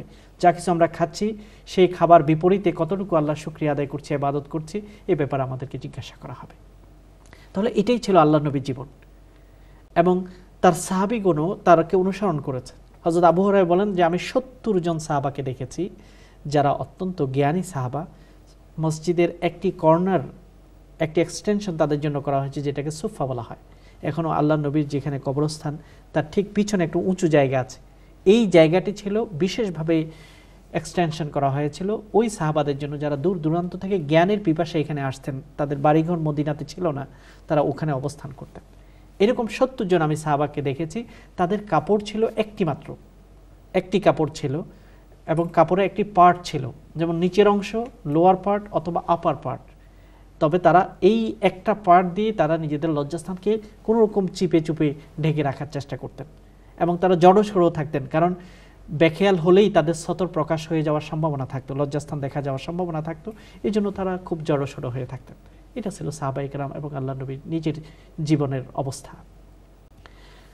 এরপরে আমরা যদি দেখি বিছানার অবস্থা, আল্লাহ নবীর বিছানাটা কেমন ছিল, তখন আমরা দেখি হযরত আব্দুল্লাহ ইবনে মাসউদের বর্ণনা যে একদিন আমি আল্লাহ নবীর ঘরে আসলাম, তিনি মোটা চাটাই এবং বস্তা বিছানো একটি বিছানার মধ্যে শুয়েছিলেন। বিছানা থেকে জাগ্রত হওয়ার পর তার পিঠের দিকে তাকিয়ে আমার চোখে পানি এসে গেল। আমি দেখলাম যে শক্ত রুক্ষ বিছানার যে ছাপ এটা তার শরীরের মধ্যে লেগে আছে, দাগ লেগে আছে, মার্কস। তখন আমি বললাম, ইয়া রাসূলুল্লাহ, আপনি যদি আমাকে হুকুম করেন তাহলে আপনার জন্য একটু আরামদায়ক একটা তোশকের ব্যবস্থা আমি করে দিতে পারি। তখন আল্লাহ নবী উঠে বসলেন আর বললেন, মালি ওয়ালিদ দুনিয়া, দুনিয়ার আরামের সাথে আমার কি যোগাযোগ, দুনিয়ার সাথে আমার কি সম্পর্ক? আমি হলাম একজন পথিকের মতো, যে পথিক সফর করছে, যেতে যেতে ক্লান্ত হয়ে একটি গাছ পেল, ওই গাছের নিচে একটু শুয়ে কাত হলো এবং বিশ্রাম নিল। এরপরে আবার যখন সে জাগ্রত হলো আবার রওনা হয়ে গেল। আমার দৃষ্টান্ত হলো ওই পথিকের মতো, আমি একজন পথিক যেমন গাছের নিচে শোয়ার সময় তোষক খুঁজে না, আরামদায়ক বেড ম্যাট্রেস খুঁজে না, তাহলে আমি কেন খুঁজবো? আমিও তো একজন পথিক, অল্প সময়ের জন্য দুনিয়াতে আমি প্রেরিত হয়েছে। অথচ আমরা দেখি হযরত ওমর রাদিয়াল্লাহু তাআলা আনহু আল্লাহ নবীকে বললেন, ইয়া রাসূলুল্লাহ, আপনি হলেন সকল নবী রাসূলের সর্দার। তিনি আধ্যাত্মিক যেভাবে সর্দার ছিলেন, একইভাবে তিনি রাষ্ট্রীয় দিক থেকেও তিনি একটা রাষ্ট্রের প্রধান ছিলেন, স্টেটম্যান ছিলেন।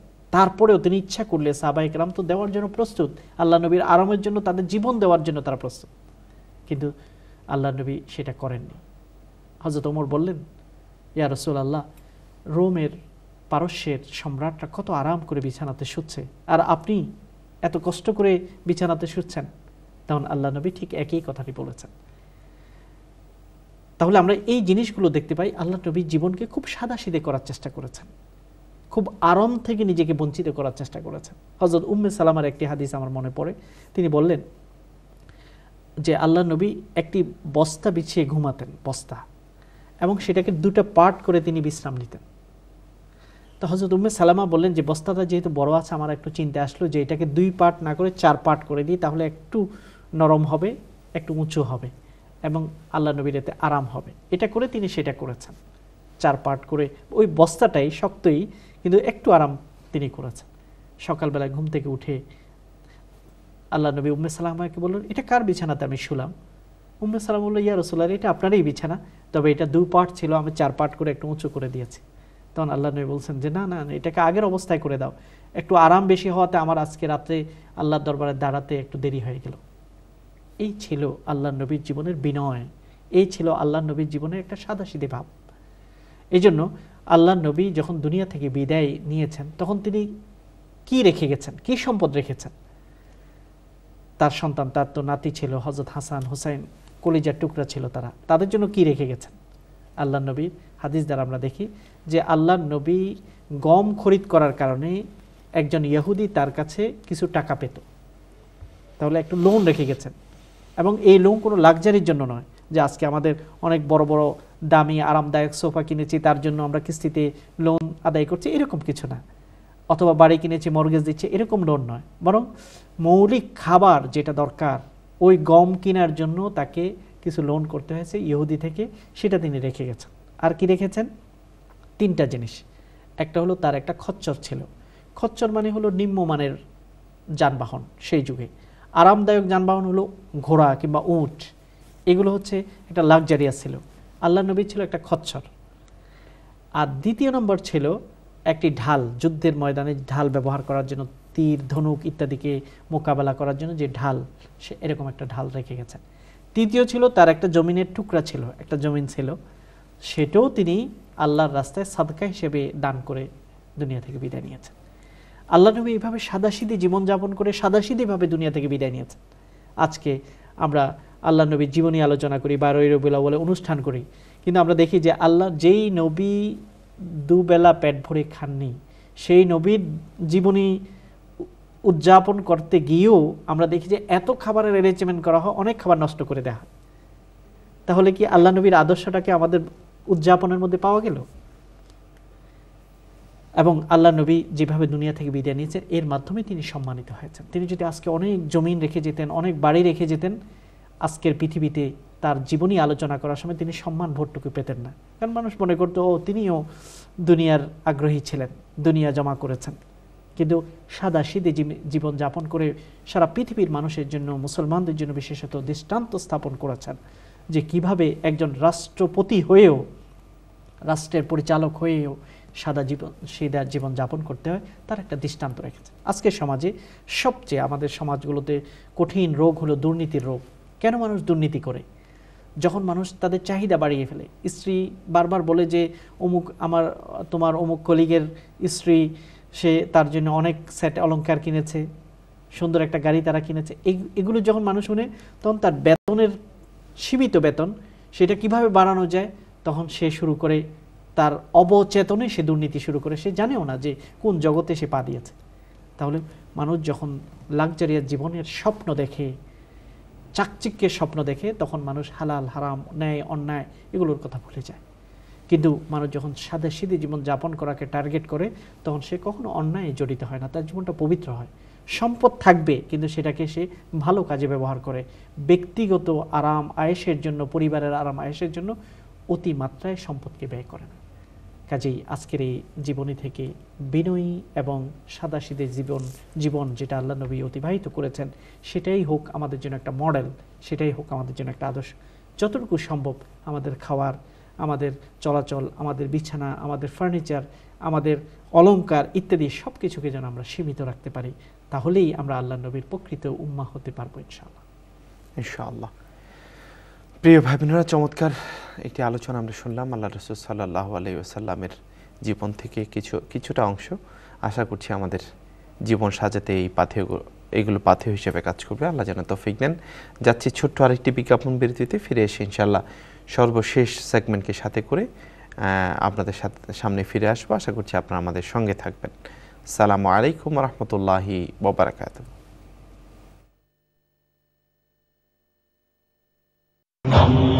اللهم صل على سيدنا محمد।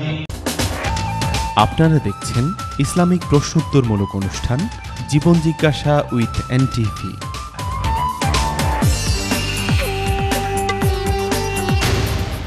ভাবি, দাওয়াত তো দিলেন, কিন্তু ফখরুদ্দিন তো খুঁজে পাচ্ছি না। ভাবি, আপনি কোথায়? আমি এখন ইস্ট লন্ডন মসজিদের সামনে। আলতাবালি পার্কের দিকে হাঁটতে থাকুন, হাতের বামেই পেয়ে যাবেন। ভাবি, কুদাই তো মইরা যাইতাছি গা, ফখরুদ্দিন তো খুঁজে পাইতাছি না। আপনি কই? আলতাবালি পার্কের সামনে। ইস্ট লন্ডন মসজিদের দিকে হাঁটতে থাকুন, হাতের ডানেই পেয়ে যাবেন। লোকেশনটা তো খুব ইজি। হ্যাঁ, ঠিকই তো কইছেন। এই জন্যই তো ফখরুদ্দিন এত বিজি। এছাড়াও এখানে পাচ্ছেন charcoal grill, Fakhruddin biryani, food of নবাব।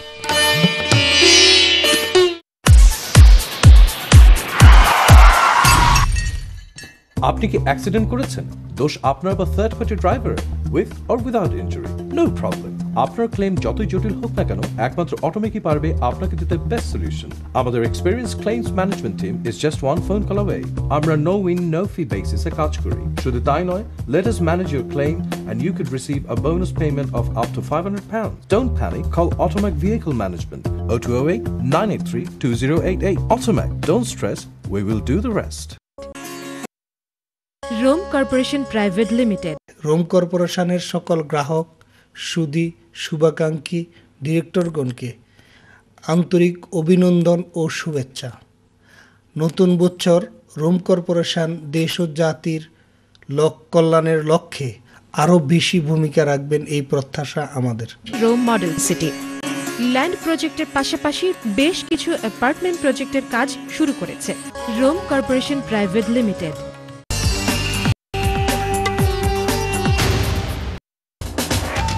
আপনারা দেখছেন ইসলামিক প্রশ্নোত্তরমূলক অনুষ্ঠান জীবন জিজ্ঞাসা উইথ এনটিভি। আল্লাহুম্মা সাল্লি আলা সাইয়্যিদিনা মুহাম্মাদ। আসসালামু আলাইকুম রহমতুল্লাহি বারাকাতুহু। প্রিয় ভাই বোনেরা, আবারও ফিরে আসলাম আমাদের প্রিয় অনুষ্ঠান জীবন জিজ্ঞাসায়। একদম শেষ সেগমেন্টে এসে উপস্থিত আমরা দ্রুত কিছু কল নেওয়ার চেষ্টা করব। তার আগে একটি ইমেলের প্রশ্ন, খুবই গুরুত্বপূর্ণ, অনেকেই এই বিষয়টা নিয়ে সাফার করছেন। উনি বলছেন যে can you tell me if it is হারাম to gastric surgery to lose weight, যদি ওনার শারীরিক কারণেও এটা করতে হয় মেডিকেল ট্রিটমেন্ট হিসেবে, স্টিল ইজ ইট হারাম? আসলে এই ব্যাপারটা পুরো বিস্তারিত আমাদেরকে জানতে হবে। দুটো কারণে মানুষ গ্যাস্ট্রিক সার্জারি কিংবা প্লাস্টিক সার্জারি করে থাকে। একটা হচ্ছে বিউটিফিকেশনের জন্য, যে দেখতে হাতের কোনো অংশ উঁচু হয়ে আছে, অথবা মহিলারা নিজেদেরকে আরও বেশি স্লিম হিসেবে প্রদর্শন করার জন্য যদি এরকম করে থাকে, তাহলে এটার ব্যাপারে কথা হলো যে এটা অনেকটা নেচারকে পরিবর্তন করার নামান্তর হয়ে যায়। শুধুমাত্র বিউটিফিকেশনের জন্য এটা করা, এটা জায়েজ হবে না। তবে ডাক্তার যদি পরামর্শ করে যে অনেকে আছে যে অতিমাত্রায় স্বাস্থ্য মোটা হয়ে গেছে, অবেসিটি হয়, স্থূলতা বেড়ে যায়, এবং যেটা তার জীবনের জন্য একটা বড় ঝুঁকি সৃষ্টি করে, এই জাতীয় যদি কোনো কারণ হয়ে থাকে এবং এটা যদি মেডিকেল কোনো গুরুত্বপূর্ণ রিজন থাকে যেটা স্বাস্থ্যের জন্য দরকার, তখন সেটা জায়েজ হতে পারে। কিন্তু শুধুমাত্র যে সামান্য একটু স্বাস্থ্য, মানুষের বয়সের সাথে একটু স্বাস্থ্য বাড়ে, সেটাকে স্লিম করে আরও বেশি স্লিম হওয়ার জন্য, সৌন্দর্য প্রদর্শনের জন্য যদি কেউ করে থাকে, এটা ঠিক হবে না। আশা করি আপনি বুঝতে পেরেছেন। জি, আমরা পরবর্তী কলে চলে যাচ্ছি। আসসালামু আলাইকুম। হ্যালো, আসসালামু আলাইকুম। ওয়ালাইকুম আসসালাম ভাই, আপনার প্রশ্ন বলবেন। জি, আমার দুইটি প্রশ্ন ভাই। বলেন। আমি উমরাতে যাচ্ছি আগামী শুক্রবারে। মাশাআল্লাহ। এর কাছে আমার প্রশ্ন হইল, আমার সাথে আমার ওয়াইফ আছেন। জি। তো মহিলাদের তো একটু মাসিক একটা ইয়ে থাকে না, তো জি জি জি জি জি মনে হলকা যদি মেডিসিনে কাম করে না, তো এই মতো অবস্থায় আমি কি করব এখন? বা এই অবস্থায় যদি মক্কা শরীফ বা মদিনা শরীফ ঢোকা যাবে কিনা সেটা জানার জন্য নাকি? ঠিক আছে। জি, মা বোনরা যখন উমরাতে যাবেন, তাদের যদি পিরিয়ড শুরু হয়ে যায়, তখন তারা কি করবেন? এটা অত্যন্ত গুরুত্বপূর্ণ একটি প্রশ্ন। তারা যদি ইউকে ত্যাগ করার সময় থেকে তাদের পিরিয়ড চালু আছে, এরকম যদি হয়, তাহলে তারা এহরাম করবেন। এহরাম করার অর্থ হচ্ছে লাব্বাইক আল্লাহুম্মা লাব্বাইক, এটা বলে তারা নিজেদের কাপড় চোপড় পরে রওনা হবেন। তবে মক্কা নগরীতে পৌঁছে তারা মসজিদে যাবেন না, তারা ওয়েট করবেন, অপেক্ষা করবেন। যখন তারা ক্লিন হয়ে যাবেন, পিরিয়ড বন্ধ হবে, তখনই তারা তাওয়াফ করতে পারবেন এবং মসজিদে গিয়ে নামাজ আদায় করতে পারবেন। যদি পিরিয়ড চলা অবস্থায় যদি মসজিদে যাওয়া হয়, এটা জায়েজ হবে না। তাওয়াফ করতে আল্লাহ নবী নিষেধ করেছেন। যেমন হজের সময় হযরত আয়েশাকে আল্লাহ নবী সাথে নিয়েছিলেন বিদায় হজে, এবং একদিন তাঁবুতে এসে দেখলেন তার মনটা খুব খারাপ। তখন জিজ্ঞাসা করলেন কি ব্যাপার? তখন হযরত আয়েশা জানালো তার পিরিয়ড শুরু হয়েছে, এই জন্য তার মনটা খুব খারাপ। তা আল্লাহ নবী বলেছেন, মন খারাপের কি আছে? প্রত্যেক আদম কন্যার জন্যই তো এটা লিপিবদ্ধ আছে, এটা হবেই। তুমি সব কাজেই হজের করতে পারবে, শুধুমাত্র তাওয়াফ করতে পারবে না। কাজে মসজিদে প্রবেশ করা, তাওয়াফ করা, এটা যাবে না, নামাজ পড়া যাবে না। বাকি তিনি জিকির করতে পারবেন, তাসবিহ পাঠ করতে পারবেন, হোটেলে বসে সেগুলো করতে পারবেন, বা ঐতিহাসিক যে জায়গাগুলো আছে সেগুলোও ভিজিট করতে পারবেন, তাতে কোনো আপত্তি নেই। যখন তিনি পবিত্র হবেন তখন তাওয়াফ করবেন। একইভাবে মদিনা থাকা অবস্থায় যদি তার পিরিয়ড হয়, তখনও তিনি মসজিদে নববীতে যাবেন না, বরং মদিনাতে হোটেলে অবস্থান করবেন। মদিনা নগরীটাতেই যে বারাকা আছে সেটা তিনি পাবেন। যখন তিনি পবিত্র হবেন তখন মসজিদে নববীতে তিনি যাবেন এবং সেখানে নামাজ আদায় করবেন। এই জন্য অনেকেই আছেন যে আগে থেকেই তারা হয়তো পিরিয়ড যেন না হয় এরকম কোনো পিল ইত্যাদি গ্রহণ করেন। ডাক্তারের সাথে পরামর্শ করে যদি এটা গ্রহণ করলে শারীরিক কোনো ক্ষতি না থাকে এবং স্বাচ্ছন্দ্যে ইবাদতটা পরিপূর্ণ করতে পারেন, এরকম যদি হয় তাহলে এটা করা জায়েজ আছে। আশা করি আপনি উত্তর পেয়েছেন। জি, আমরা পরবর্তী কলে যাচ্ছি। আসসালামু আলাইকুম। হ্যালো, আসসালামু আলাইকুম। ওয়ালাইকুম আসসালাম বোন, আপনার প্রশ্ন বলেন। জি ভাইয়া, অ্যাকচুয়ালি আমি খুব রাগের মাথায় আমার হাজবেন্ডকে, মানে আমার হাজবেন্ডের সাথে খুব রাগের মাথায় আমি বলছি, আমার বাচ্চার কসম খেয়ে ফেলছি, ছোট বাচ্চার, যে আমি কসম খেয়ে বললাম তোমার সাথে এক জায়গায় আমি বেড়াতে যাব না। মানে খুব রাগের মাথায় এটা বলছি। তো আমার প্রশ্ন হলো যে আমি জানি এটা কসম খাওয়া খুব খারাপ জিনিস, বাট খুব রাগের মাথায় এটা হয়েছে। তো এখন কি তার আগে তো রাগ করা খারাপ জিনিস বোন? তা তো অবশ্যই, হ্যাঁ তা তো অবশ্যই। জি না, হ্যাঁ, তো এই বিষয়টা আর কি, যে আমি পরে আমার যখন ঠান্ডা হয়েছে রাগ, আমি বলছি না ঠিক আছে এখানে আমরা বেড়াতে যাব।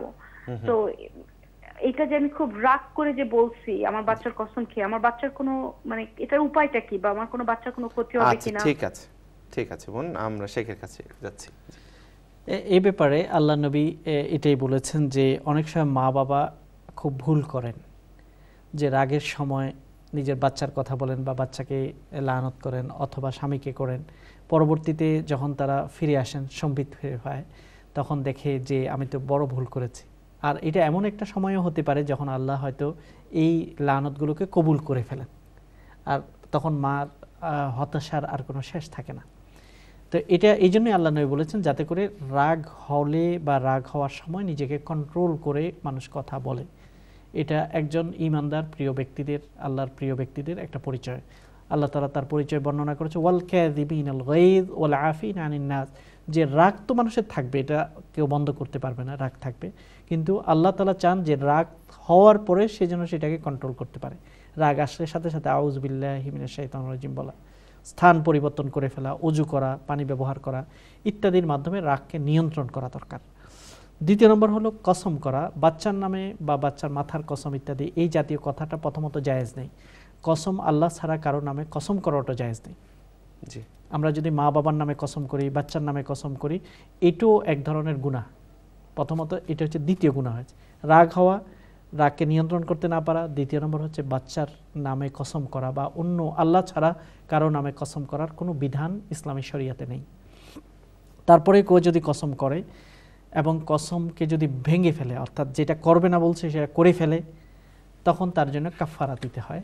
কসমের কাফারা হলো 10 জন মিসকিনকে খাওয়ানো।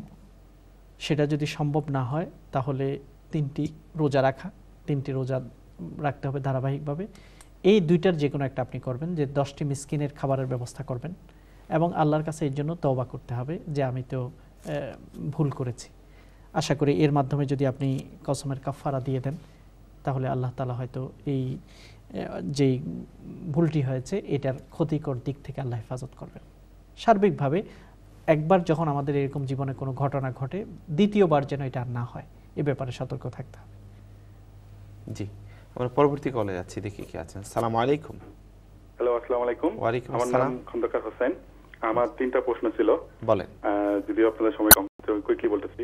নাম্বার 1 হচ্ছে, আমরা স্বপ্নে দেখি অনেক সময় মানুষ, মৃত ব্যক্তি দেখি, কখনো দুঃখী কখনো সুখী, লাইক কখনো মশারি দেখি বা বিভিন্ন রকম জিনিস দেখি, বা মৃত ব্যক্তি যদি আমরা বিভিন্ন অবস্থায় দেখি, তা আমাদের কি বাস্তব কিছু করার আছে যে তাদের জন্য কোনো দান খয়রাত বা সামথিং? একটা প্রশ্ন। সেকেন্ড প্রশ্ন হচ্ছে, যদি আমরা একটা হচ্ছে যে আমি জানি যে অনেকে আরবি উচ্চারণ ঠিক মতো বলতে পারে না, আমরাও পাই না, কিন্তু কেউ যদি আরবি কখনো না পড়ে না বুঝে, তাহলে তারা কি বাংলায় নামাজ পড়তে পারবে? মানে দোয়া বাংলায় করা, এটা করতে পারবে কিনা? তৃতীয় প্রশ্ন হচ্ছে, বাংলায় নামাজ পড়া মানে হচ্ছে কি সূরাও বাংলায় পড়তে চাচ্ছেন নাকি?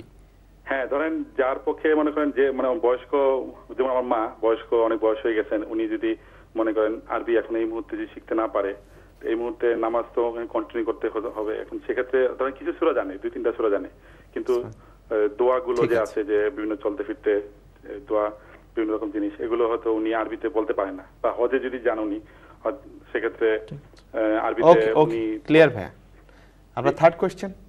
হ্যাঁ, থার্ড কোশ্চেন হচ্ছে আমার মা ধরেন অনেক সময় আমার কাছে মনে হয় যে উনি বিভিন্ন ক্ষেত্রে আন্ডারস্ট্যান্ডিং এর কারণে হয়তোবা উনি মানুষের কষ্টের কারণে হোক, মানুষের দুঃখের কারণে হোক, উনি অনেক সময় আমাকে কমপ্লেনের সুরে অনেক সময় বলেন যে ওই লোকটা ভালো করেনি, খারাপ করেনি। আমি ওনাকে বুঝাই যে, বা আমি যদি মনে করি যে উনি আসলে মা অনেক সময় ঠিক বলতেছে না, বা আমি চেষ্টা করি যে আপনি এভাবে ভালোভাবে ইয়ে করেন, যত সম্ভব বলার চেষ্টা করি, সেক্ষেত্রে আমি কি মাকে বলতে পারি কিনা, অ্যাডভাইস করতে পারি কিনা ভালো কিছু করার জন্য? মানে আমি তো শুনছি যে মার বিরুদ্ধে আমাদের কথা বলা ঠিক না, বা ইয়ে করা ঠিক না, মনে হয় কনফ্লিক্ট হয় না। ওকে, ঠিক আছে ভাইয়া, আমরা একটু দ্রুত করতে হবে, আমাদের একদম শেষ পর্যায়ে, আমাদের আবার দোয়া দেখাতে হবে ইনশাআল্লাহ। আমরা চলে যাচ্ছি খুব দ্রুত। প্রথম প্রশ্ন হলো, মৃত ব্যক্তিকে যদি আপনার স্বপ্নে দেখি, এটার কি ব্যাখ্যা হতে পারে বা এই জন্য কি করণীয় আছে? ব্যাখ্যা আল্লাহ ভালো জানেন, কখন কাকে স্বপ্ন দেখলে কীরকম হবে, এটার ব্যাখ্যাটা আল্লাহই ভালো জানেন। তবে আমাদের করণীয় হলো সব সময় আমরা মৃত ব্যক্তিদের জন্য দোয়া করব।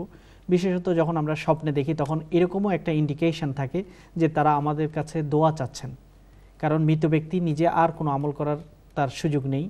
আমরা যেই দোয়াগুলো তার জন্য করব সেটাই তিনি পাবেন। এই জন্য তার জন্য আপনি সাদাকা করতে পারেন, আল্লাহর রাস্তায় দান করতে পারেন এবং তার জন্য দোয়া করতে পারেন।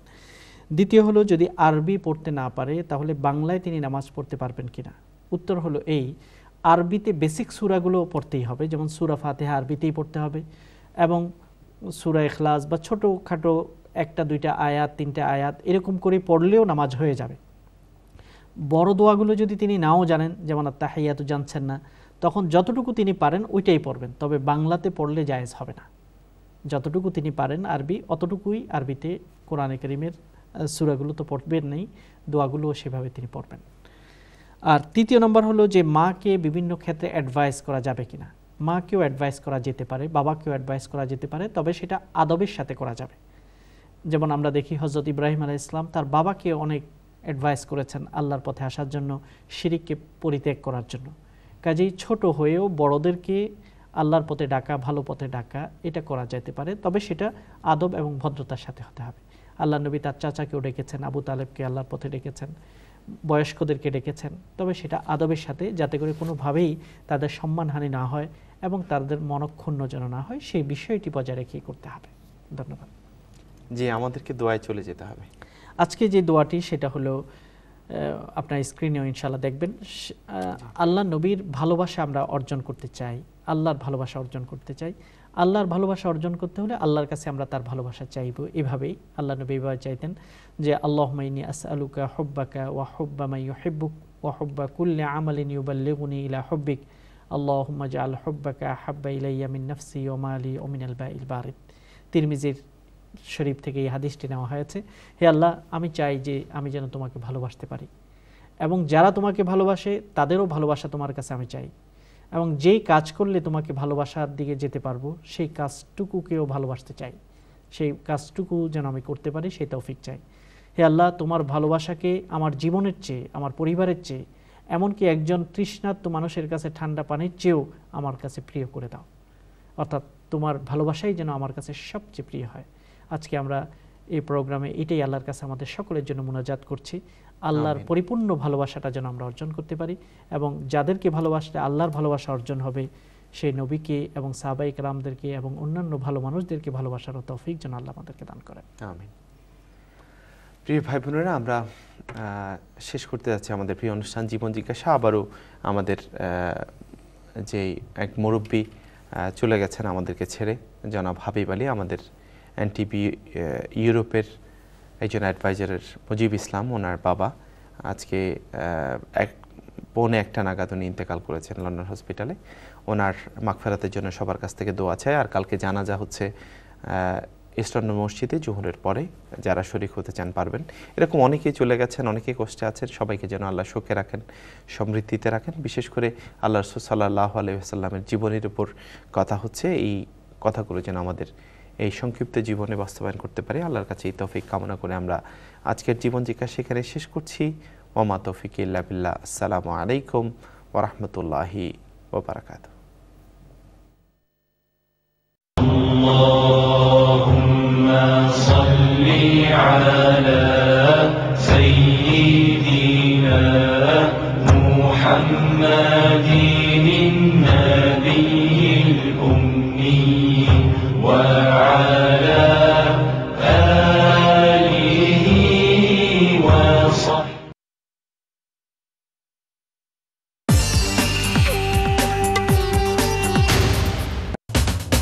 এরপর দেখবেন ধারাবাহিক নাটক মায়া নিগম, সৌজন্যে জিটক পিনলেস,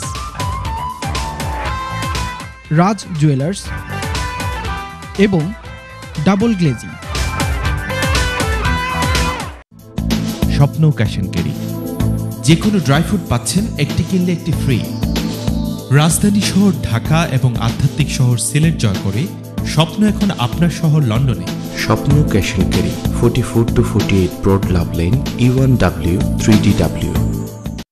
MRA গ্লোবাল কার্গো এই প্রথম নিয়ে এলো ব্যতিক্রমী এক সেবা। ইউকের মতোই সমগ্র ইউরোপের যে কোনো জায়গা থেকে আমরা আপনার মালপত্র কালেক্ট করে বাংলাদেশের সর্বত্র ডোর টু ডোর ডেলিভারি দিয়ে থাকি। ইউরোপ জুড়ে এজেন্ট নিয়োগ চলছে। আপনার এজেন্সির জন্য আজই যোগাযোগ করুন। বার্মিংহাম স্মলিতের কভেন্ট্রি রোডে স্টার্লিং সলিসিটরস একটি বিশ্বস্ত বাঙালি প্রতিষ্ঠান। আমরা পার্সোনাল ইনজুরি ক্লেইমে অভিজ্ঞ, নো উইন নো ফি ভিত্তিতে যে কোনো ধরনের অ্যাক্সিডেন্ট, কাজে দুর্ঘটনা অথবা জিপি কিংবা হসপিটাল থেকে ভুল চিকিৎসার শিকার হলে 100% কম্পেনসেশন এনে দিতে পারি। ইমিগ্রেশন সমস্যার পরামর্শ সহ জটিল কোনো আইনি বিষয়ে ব্রিটিশ বাংলাদেশি সলিসিটর দ্বারা বোর্ড বসিয়ে সমাধানে আমরা সক্ষম। আমাদের কাছে পাবেন বন্ধুত্বপূর্ণ, নিরপেক্ষ ও সঠিক পরামর্শ। তাই আইনি সমস্যা সমাধানে আর্নয় থিঙ্কিং পাশে আছে স্টার্লিং। ডলফিনস ভ্যারাইটি স্টোর, এখানে আপনি পাচ্ছেন সব ধরনের হোম এসেনশিয়াল প্রোডাক্টস, হাঁড়ি পাতিল, বাচ্চাদের খেলনা, টয়লেট্রিজ, সিরামিক্স সহ সকল ধরনের গৃহস্থলী জিনিস।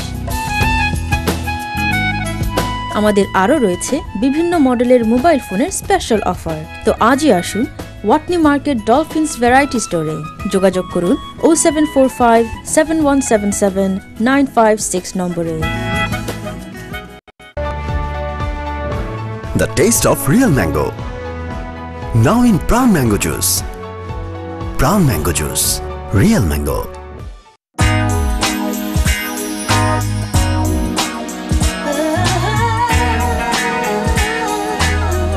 Raj Jewellers in the heart of Green Street in London are purveyors of fine 22-carat jewellery and exclusive new wedding collections, offering quality at low prices.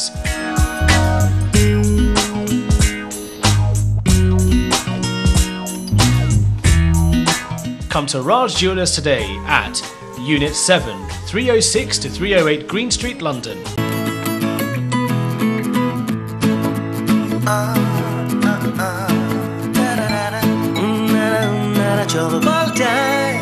Star Jalsha, Star Network's Bengali entertainment channel, now available on Sky 808.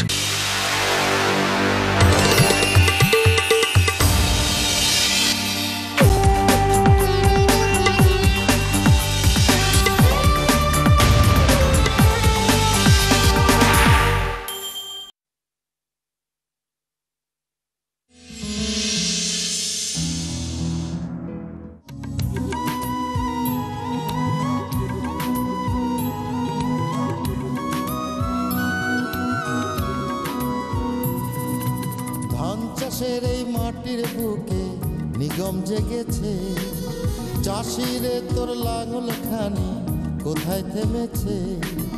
ক্ষেতগুলো সব বীজ ঢালা পথ, গাছগুলো সব টবে, এত ছোট ভুবন ভূমি কেমনে বিশাল হবে?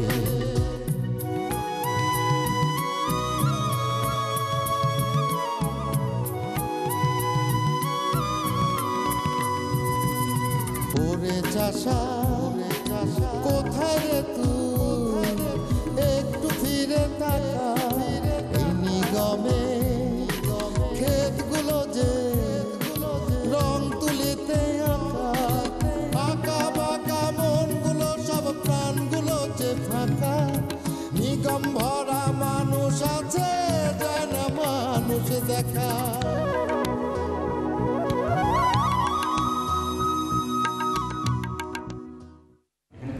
টাকা আছে, মা টাকাটা গুনে নাও তো। টাকা কিসের টাকা? ভাইয়ের কাছে টাকাগুলো ধার নিয়েছিলাম, আসলে সময় মতো টাকাটা দেওয়া হয়নি। এতগুলো টাকা বাবা আপনাকে ধার দিয়েছিল? কি বলেন আঙ্কেল? এত দিকের ব্যবসা জড়াচ্ছিস, পরে সামলাইতে পারবি তো? চিন্তা করিস না, জমি আমি দেখছি, ওর পাশে একটা নদী আছে, ওর কিছু অংশ আমরা ভরাট করব। ৮০ ভাগ জমি সরকারি। আমাদেরকে হাইকোর্টের একজন বড় ব্যারিস্টার ঠিক করে রাখতে হবে। এত রাতে সাজগোজ করেছো, বাইরে যাবে নাকি? সাজগোজ করছে মানে? তুমি এখানে কোথায় সাজগোজ দেখছো? এই যে কপালে নীল টিপ পরেছো। রাজু, বিথি যখন দরজা খুলে দিয়েছিল তখন কি ওর কপালে টিপ ছিল? না তো, না হচ্ছে কি আমি তো সব খেয়াল করে নিয়েছিলাম।